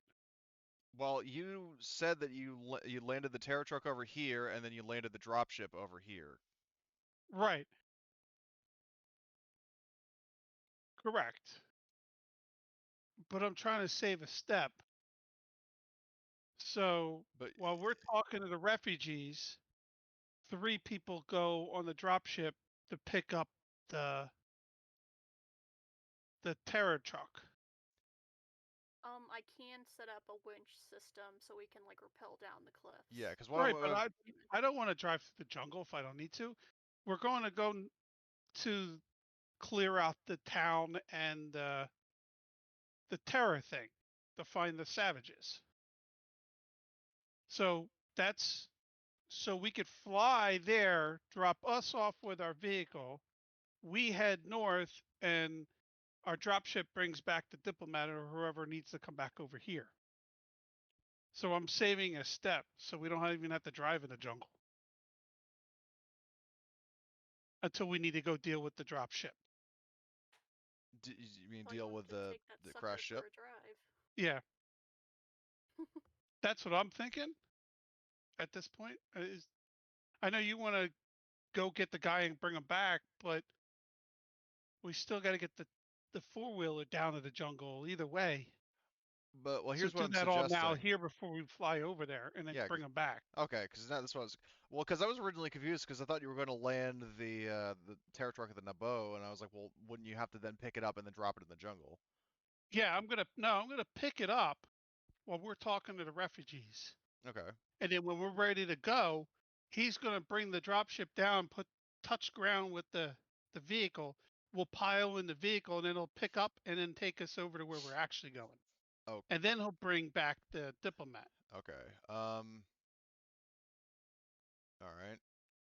So, so basically, so from what I understood, you're just using um, the Terra truck for your drive over to the. I mean, I know you're not doing it right now, but I know that you're using the Terra truck to drive over to the crash ship. Is that what the plan is for that thing? No, that's the drive through town to look for Uh, the savages. Savages, in my mind, are more important than you. I don't know who they are out of character, in character. I don't know who the hell they are. They're just some refugees that I don't know nothing about. So to me, my primary focus is the savages. And he said the savages maybe have a base up at the terraforming, and they're hiding in the town. So to me, that's my target right now is the savages in the city and the thing, because I don't know who the hell this children thing is. okay. Well, but In character or out of character, I don't know what they are. okay, but here's the thing: is that so? I thought the plan was that you were also going to talk to them while you were here. Correct. So it's going to take them 10, 15 minutes to go get hook up the vehicle and all that. So while they're hooking up the vehicle, I'm talking to Okay. the children. Okay. So, um, the so yeah, you guys can make your way to the um, the refugee camp, and then while you're giving the order for Mike to take off, um, and then he, he'll go pick up the start the process. Like he'll take somebody with him. Let's just say, I mean, fucking trying to think of NPCs. We'll have Two Face do it. He'll go with him to hook up the terror truck while you guys are talking to the refugees. So you go to the refugee camp. And Johnny, he has to have three. Otherwise, we can't get everybody in the vehicle. Okay. All right, fair enough. So Johnny will get in, and but several people are gushing. Tyra was like, "Oh, thank God, he's going." So so you make it to the refugee camp, and you see that the people who want, like, or at least the one guy who wanted to talk to you is still there, and it's like, "Oh, thank God, we're saved." Who are you? Um, he introduces himself as let me Uncle see. Touchy. No, I understand why you would come to the conclusion, but no, he's not Uncle Touchy. Um, so his name is Chikondi Okafor, um, who basically says that um, he. Well, actually, hold on a sec. Emily, are you there, or did you? That was 2 minutes ago, but I'm just gonna wait a sec because Okay. she's just there's some. I mean, I know she takes notes, and um, I think it might be useful for everybody to hear this because it's kind of a major plot point. So it's just No problem. just momentary. I mean, I'm not necessarily like talking like 5 minute break, but I mean, if you guys need to, we can. But or we could Yeah, just that sounds like a good idea. I could all go right. make some tea. Yeah, take five, I guess. So if we're all good to go, then we will resume. So Yep. um, yeah. So basically, yeah. So you were speaking to the refugees, and I remember what the last thing was asked of him. No, no, no. You said that you were gonna tell us some big important plot things. That's what Right. we're Yeah. waiting for. Emily. So well, I think it was. I think well, somebody asked him. Because I know somebody asked him something. I just don't want to like I phrase something wrong. asked I asked something, but I don't remember what that. Oh fuck. All right. It probably Well, was something like, "Who the hell are you?" I okay. think it was Well, something like that. yeah. Well, let's just assume you ask him like what's going on or some kind of generic question, and Yeah. nobody else remembers.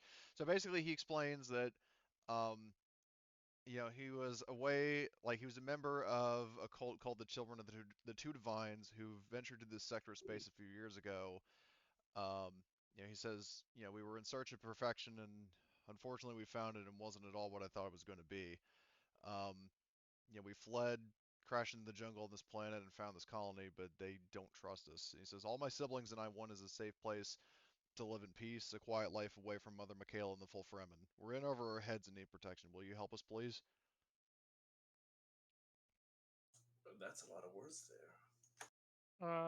Tell me more about this perfection. Um, so he describes, like he goes off of, like he says, like, um, as described by Mother Michaela, it is an ascension, like an evolution of our physical forms to become one with the very gods we worshipped. And it wasn't until too late that I realized what that meant, and realized that, he says, like, my siblings and I, gesturing to the other people huddled in the tents, like we wanted no part in it.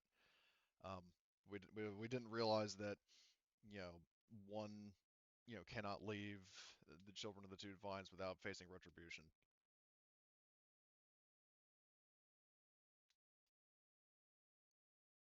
Well, you should have known that before you joined a fucking cult. I mean, once you get in, there's no getting out, boy.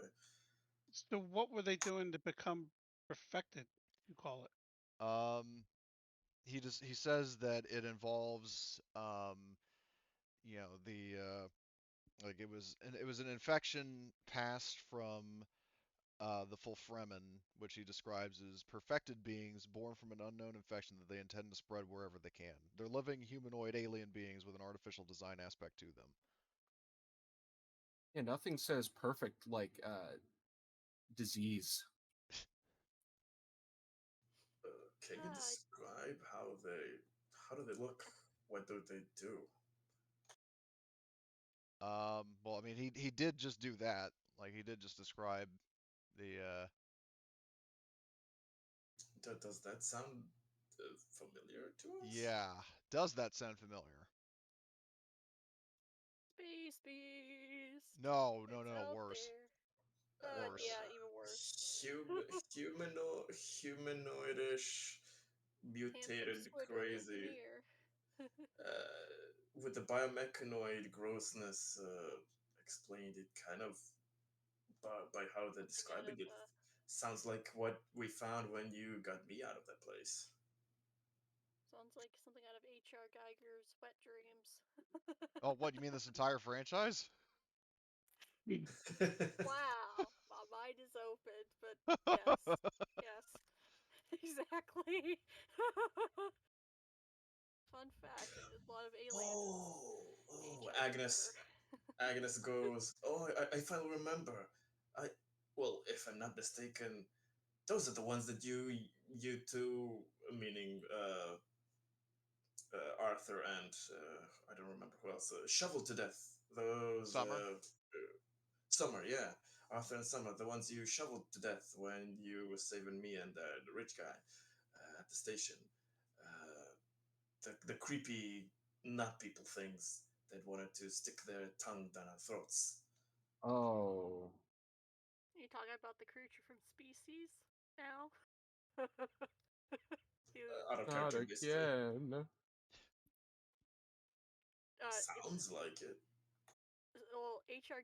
Geiger, his art also inspired the alien from Species, which is a movie I also recommend.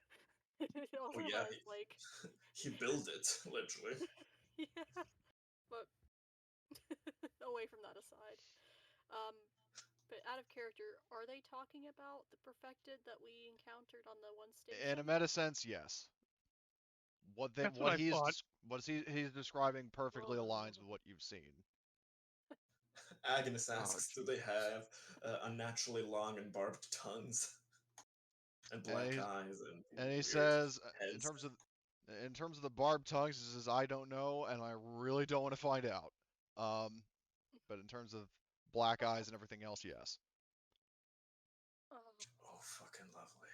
And you were part of a group that were in cahoots with them and cult the worshipping those sick things. My Unfortunately, yes. God. they believe that the perfected are the next, or like is the higher calling of humanity to become the perfected. From God is damn, what what I'm mushrooms gathering. were they smoking?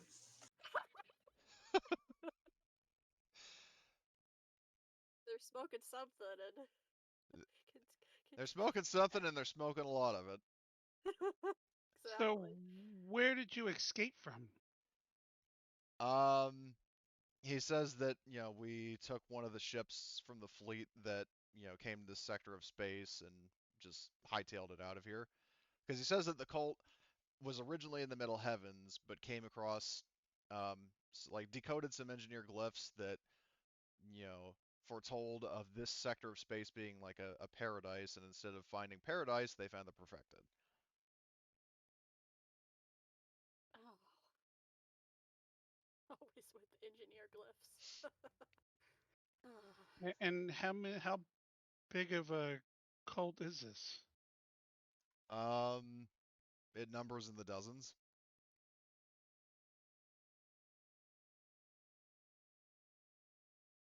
So you would be able to tell us where that is? Do you Um, have a copy of this glyph? he says, I don't have a copy of the glyph, and out of character, the glyph wouldn't really be of any use to you because all it would do is give you are here directions to where you are right now, or at least relative to the sector of space. Yeah. Oh, I thought it was directions to get to where they are. No, the directions. Well, let me tell you this. He basically says to like he asks you, you know, I just right now I have a question for you. Like, will you be able to help us like get us away from here?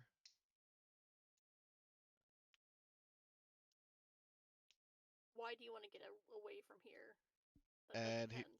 because Why? he yeah, good question. Because he says to you, and he's being truthful, that um the cliff dwellers don't trust us at all, and were it up to the more extreme one of their council, that we would be fucking thrown off the cliff to be food for the ferals.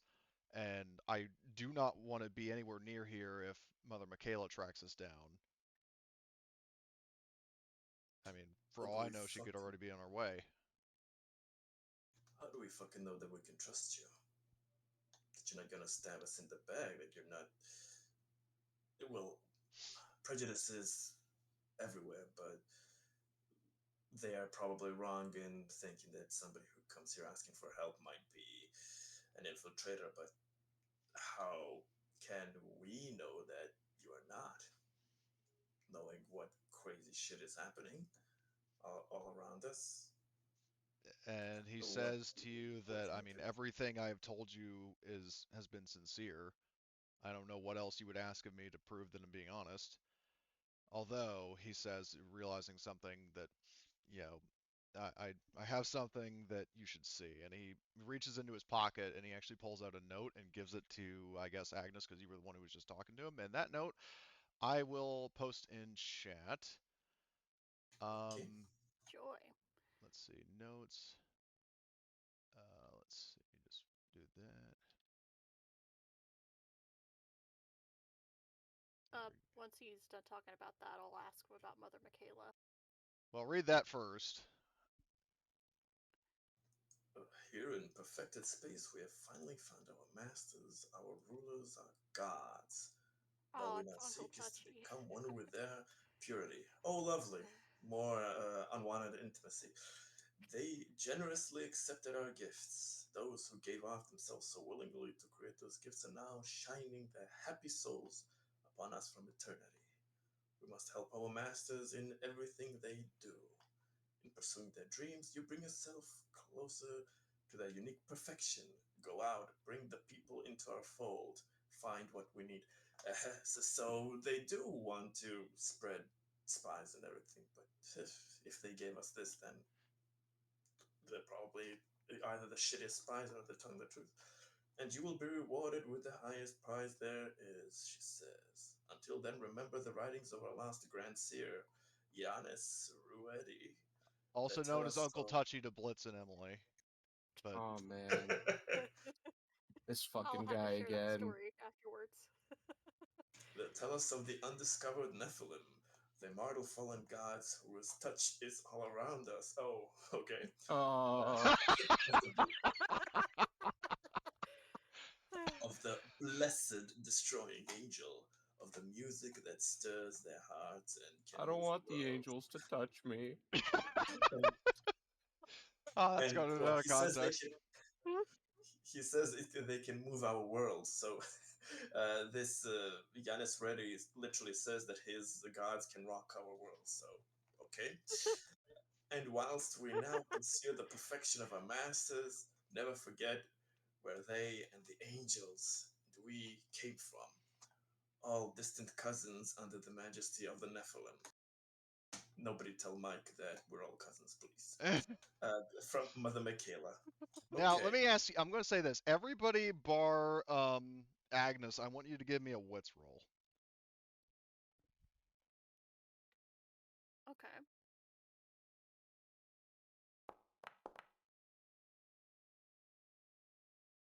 It'll roll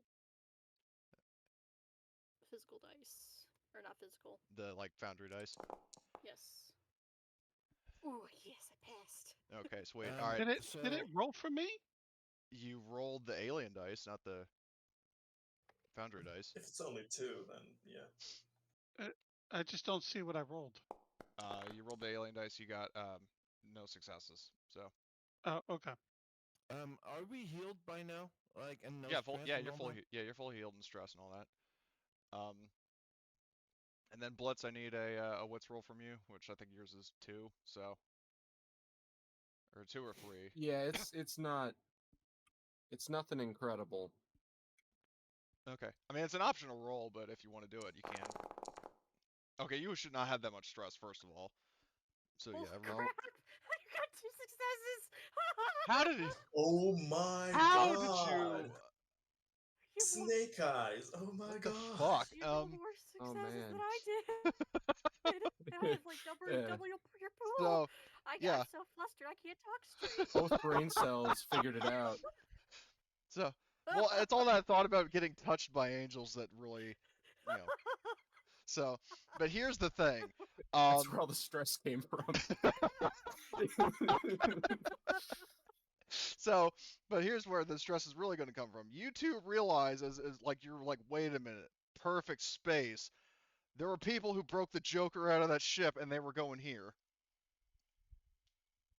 Oh. Oh, come on.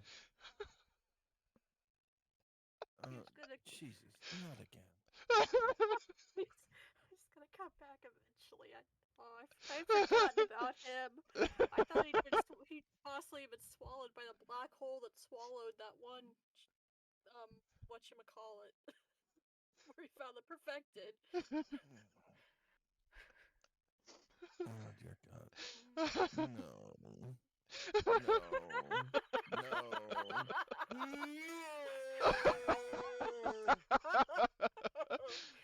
Oh, Morton is having a PTSD flashback episode for Simmons.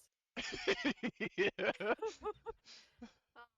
I don't that I don't like this note though. That just really unsettling. There's a lot of things I don't like. Well, yeah, this is Martin right now. Remember that you like they're fucking uranium bullets, and they go no. Yeah, exactly. Or here's the thing: is that fucking yeah, there's like this judgment bluff, like this dramatic tower that you can stand on, lying, you can say, oh, no. I'm guessing to the ones who pass the wits roll are gonna mark up a stress, right? From that Yeah, revelation. honestly, yeah. Yeah. That makes sense to me. So Yeah, I was gonna mark up one regardless, because that just a yeah, chilling revelation. yeah. Beware, Simmons is about. On Imagine top of Simmons as a perfected. I hope that Yeah, Simmons doesn't drink some black goose soda. you Well, just he gave already fell Cody an into a idea. giant like pool of it and emerged as the Joker. So You just gave Cody an idea for like the ultimate like Perfected last Simmons. the last boss of this campaign. It's perfected Simmons. It's like a Metal Gear character. Never dies.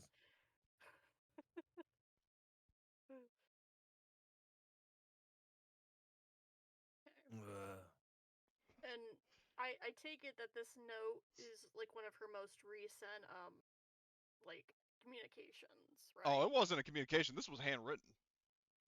Oh, so yeah. Well, if they gave us this, then this is the most possible trustworthiness we can get from these refugees. So Yeah, I mean, he says like there is literally I'd say nothing they will else I take. can say or give beyond this that proves that I'm being sincere. $500. Thanks for the information, man. I trust you. Well, we thank you for the information. We can get you off planet, just not at this time. If you're willing to just stay here for a little longer, we can bring something down to transport you all off here. Okay, good, he says. So what I need to do is, there's a roll I need to make. Um, so, by the time you are, get like you're mobilizing and getting the terror truck over, let me finish the following, before anybody gets annoyed. Uh, One of those aforementioned electromagnetic storms begins to form. So you hear like like crackling of like energy and lightning in the skies above you. Now, that does not mean you cannot fly. You can fly just fine. It just means that if you're going to do long range comms, that's a no-no. So, Okay. just so your guys are aware. Um, and I mean, to be fair, it was foreshadowed twice. So, um, so you've got this storm in effect, that does kind of interfere with like surface to orbit comms, but you can still back and forth with the Solovetsky Island and each other and fly just fine. So, Okay. um, um, so, um, yeah, like, but so the vehicle is here. Uh, you know, for Arthur and Emily, or for Evelyn, the bitter, like terrified memories of Simmons and the possibility that he's out here somewhere haunting your heads. Um, so you guys are all, so you're going to help the refugees. You're going to pick them up later, right?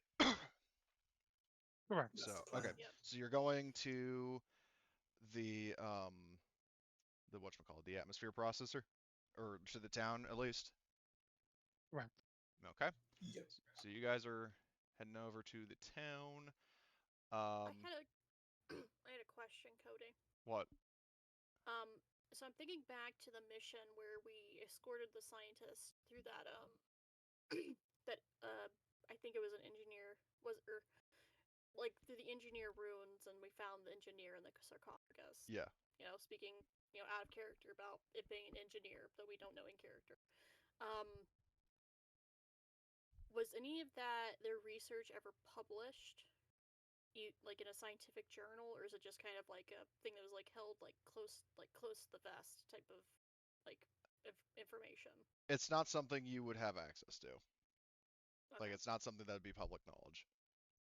Okay. I was just curious, but I'm just looking over this, and I just realized, yeah, the greatest gift that if you do what you want, if you do what the children want, is that you become a xenomorph perfected. That's a great prize. Well, yeah, Greatest it's better prize. than like fucking Anthrax trying to turn himself into a playable xenomorph. Oh god. Exactly.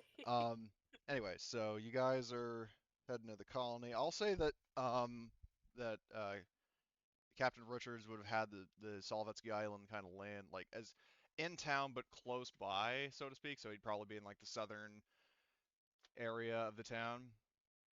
Okay.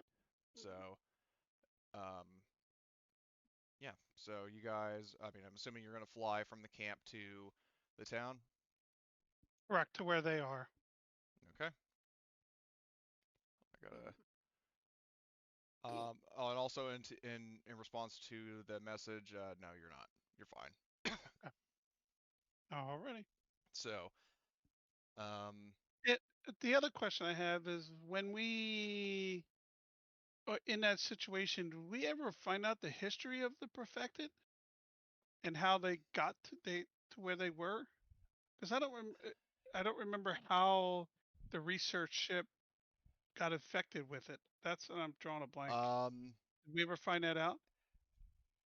I don't concretely remember, but because the scenario is kind of in the rearview mirror, I'll just flat out spoil this. So basically, what happened is that they were on that one mission uh, to 26 Draconis. They landed on a planet. They were in the planet, activated engineer technology, and like the planet exploded, sun exploded. They were trapped in an escape pod, which was infected by mutated black goo particles that are capable of infecting like machinery as well as people. And it started that particular strain, the 26 Draconis strain of the black goo, because basically black goo, if you want to compare it to I don't know, soda, there are different flavors, different brands, etc. Black goo works kind of the same way, except it kills you. But Is it carbonated? um, It's one it's irradiated. This one, pretty much like the the one that black goo works on machinery. particles in that last mission, in that one mission you did, those were from a strain that specifically turned people into the perfected. So Okay.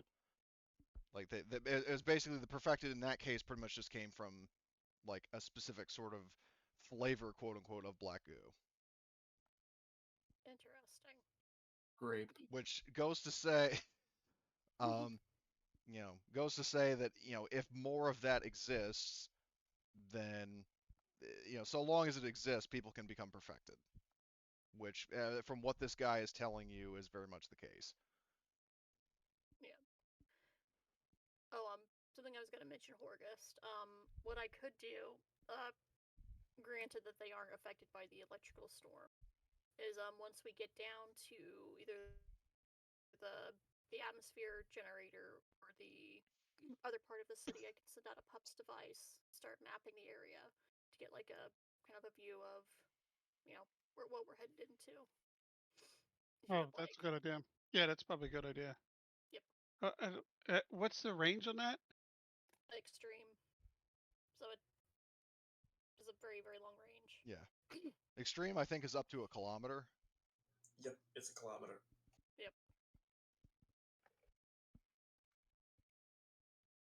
And how long does that take? To map it out. Let me see. You can scan one zone per round, detect any enemies and zones they pass. Let me check the range bands, because I think a zone is, or like, because let me just pull it up.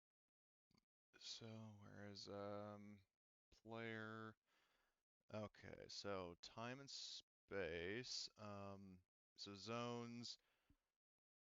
Okay, so short range is a few meters away in the same zone as you. Medium is up to 25 meters away in an adjacent zone. Long is up to 100 meters, which is 4 zones away, and extreme is up to 1 kilometer.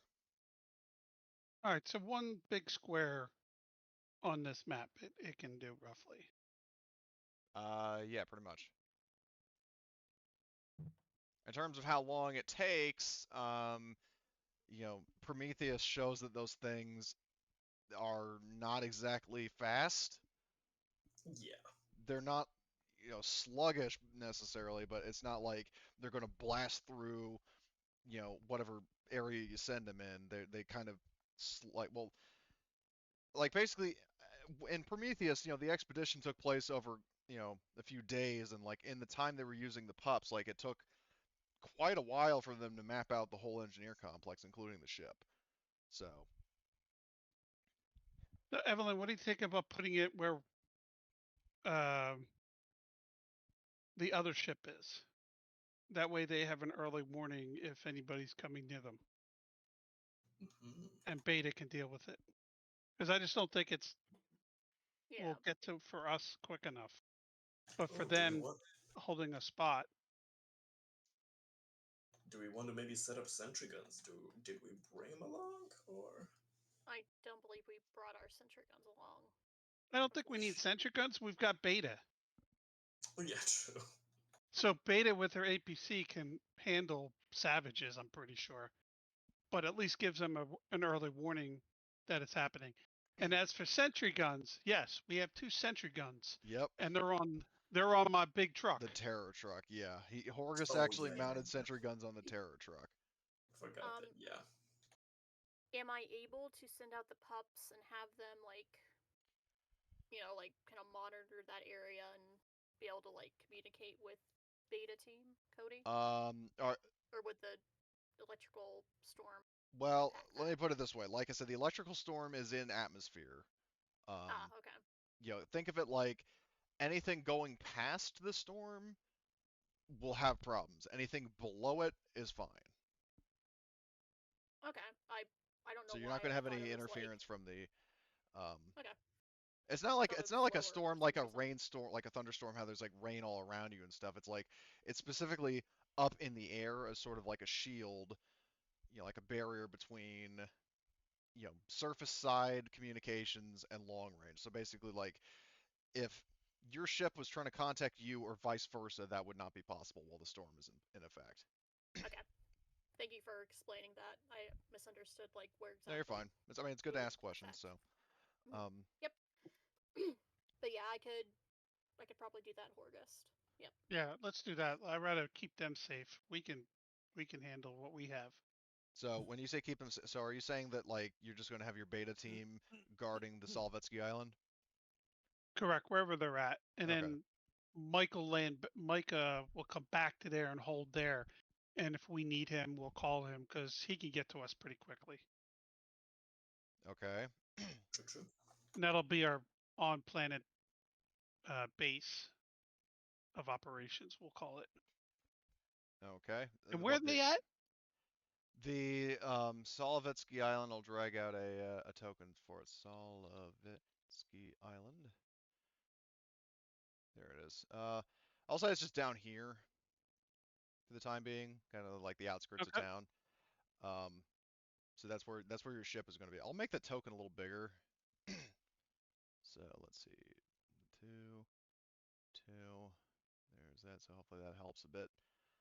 Yep. All right. And then Okay. we'll just they'll have the early warning system set up so Beta could deal with any savages that decide that they So want to you're come going to up. like program like a course for the pup to go in to map out anything nearby. Right. And, yep. Okay. Um, how many pups did you bring? I brought 2. Okay.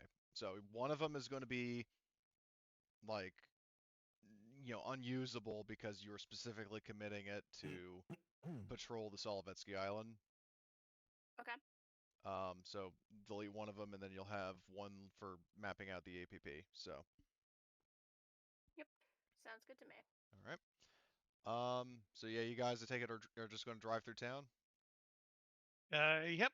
Okay, so I'll drag out. Hold on. Where is truck? I'll drag this guy here. And because we are reaching close to the 5 o'clock mark, and this is going to be the start of a combat encounter, I think we'll end here. Okay. So, XP wise, let's address that. Where is all right, I'm just looking at items. So, all right, so you guys ready for XP? Yep. Yes. All right. Yes, indeed. Chalk up the base 5, and then we'll go over the questions. Did you participate? Everybody did. Did you follow your personal agenda? Yep. Yep. Okay. Did you risk your life for your buddy? In this No. case, there was no combat, so nobody did. No. No. Um, did you challenge or stand up to your rival? No. Oh I shit! did. You know what? I have Johnny as my rival. I thought you said you didn't. I didn't know I wrote him down. He's on my sheet. Oh. I just looked. I put go, it oh in shit, rival. he is. Did you stand up to him? Oh, I didn't. No, I forgot he was my rival. Okay. I trash talked him, but I didn't stand up to him. Okay. Well, yeah, because you I'm changing my technically. rival to Johnny. Oh God. He's become annoying, so yeah. Yeah. Okay. Did you make a panic roll? I mean, technically Horgust would have. I mean, I didn't make him roll because there was no chance of him failing, but he still would have made it. So I'll give you that one, Tom. All right. Did Yeah. you Well, overcome a I didn't. dangerous? Oh wait, what now? Since there wasn't a lot of combat or anything, I at least didn't. I don't know for Right. anybody else, but Yeah, it was yeah, one of those more kind of RP sessions, which is nice to have every so often. of Um, course. did you overcome a dangerous event? No, actually, for the first time and possibly ever. Um, did you make a significant discovery or revelation? Oh, yes, you did. Everybody did at one Still point or another. alive. I mean, like, yeah, Simmons is still around. For like I would say I just kind of give it to everybody for like some people made the same discovery and some people made different ones. I'll just give that to everybody. I mean, namely like the Perfected are back, the Ooh. Joker is back. Um, you know, Horgus with Quaritch, all that other stuff. Um, so everybody gets significant discovery. Extraordinary action. Yeah, not in this case, no. Um, Would and you? oh, Well, you gave me the story point earlier for me being like the quick on the draw for like explaining why we were here. Would you count that as a like extraordinary or um, like as that response? wasn't really much of an action in this case, and I kind of gave you the story point for it. In this case, I'm not going to double dip, so to Okay, speak. that's So, fine. I just wanted and to then, check. did you earn any money? In this case, you did not. So, Okay. Can we spend the XP for skills yeah, my in these policy is that you can situations? spend XP for skills when you're out and about, but not for talents. So, if you guys want to Okay. spend XP on skills now, or you want to save it for talents, I'm cool with either. I mean, as long as you tell me what you're doing. So, I'm bumping my range combat to 4. very nice. I will put another point in manipulation. Okay. I'm going to say I've been practicing with my sword and See, taking a point of close combat. how many do you have now? 3. Nice. Nice. So 6 dice on close combat because Nice. it's strength You know, based. you Yeah. could get a weapon specialist for the sword and get an additional +2. Maybe I will. Yeah, I mean, granted, like I said, not right now, but later on, if that's something you Yep. want to do. I add I 1 to piloting. All right. nice. I have points in all my skills except for survival, command, and piloting. Very nice. Okay. Well, I mean, I know that wasn't really much of an action-packed session, but I definitely feel like there were a lot of interesting reveals and stuff. Oh yeah. We get to Definitely. kill Simon for a third time now. As they say, third Simon. time's the charm. Simon's the Alvin and the lesser known twin Chipmunks. to Simmons. I thought we agreed that it was like instead of Eric Simmons, Derek Simmons was his brother. Exactly. Soon he'll be perfected Simmons, I have a feeling. God. Oh, If perfected Simmons like gets up in my business, something bad's happening. All I can say to the If he becomes perfected, he will become actually weaker. He'll because he will be vulnerable to the famous shovel, as all perfect seem to be. yeah, the not so perfect Simmons.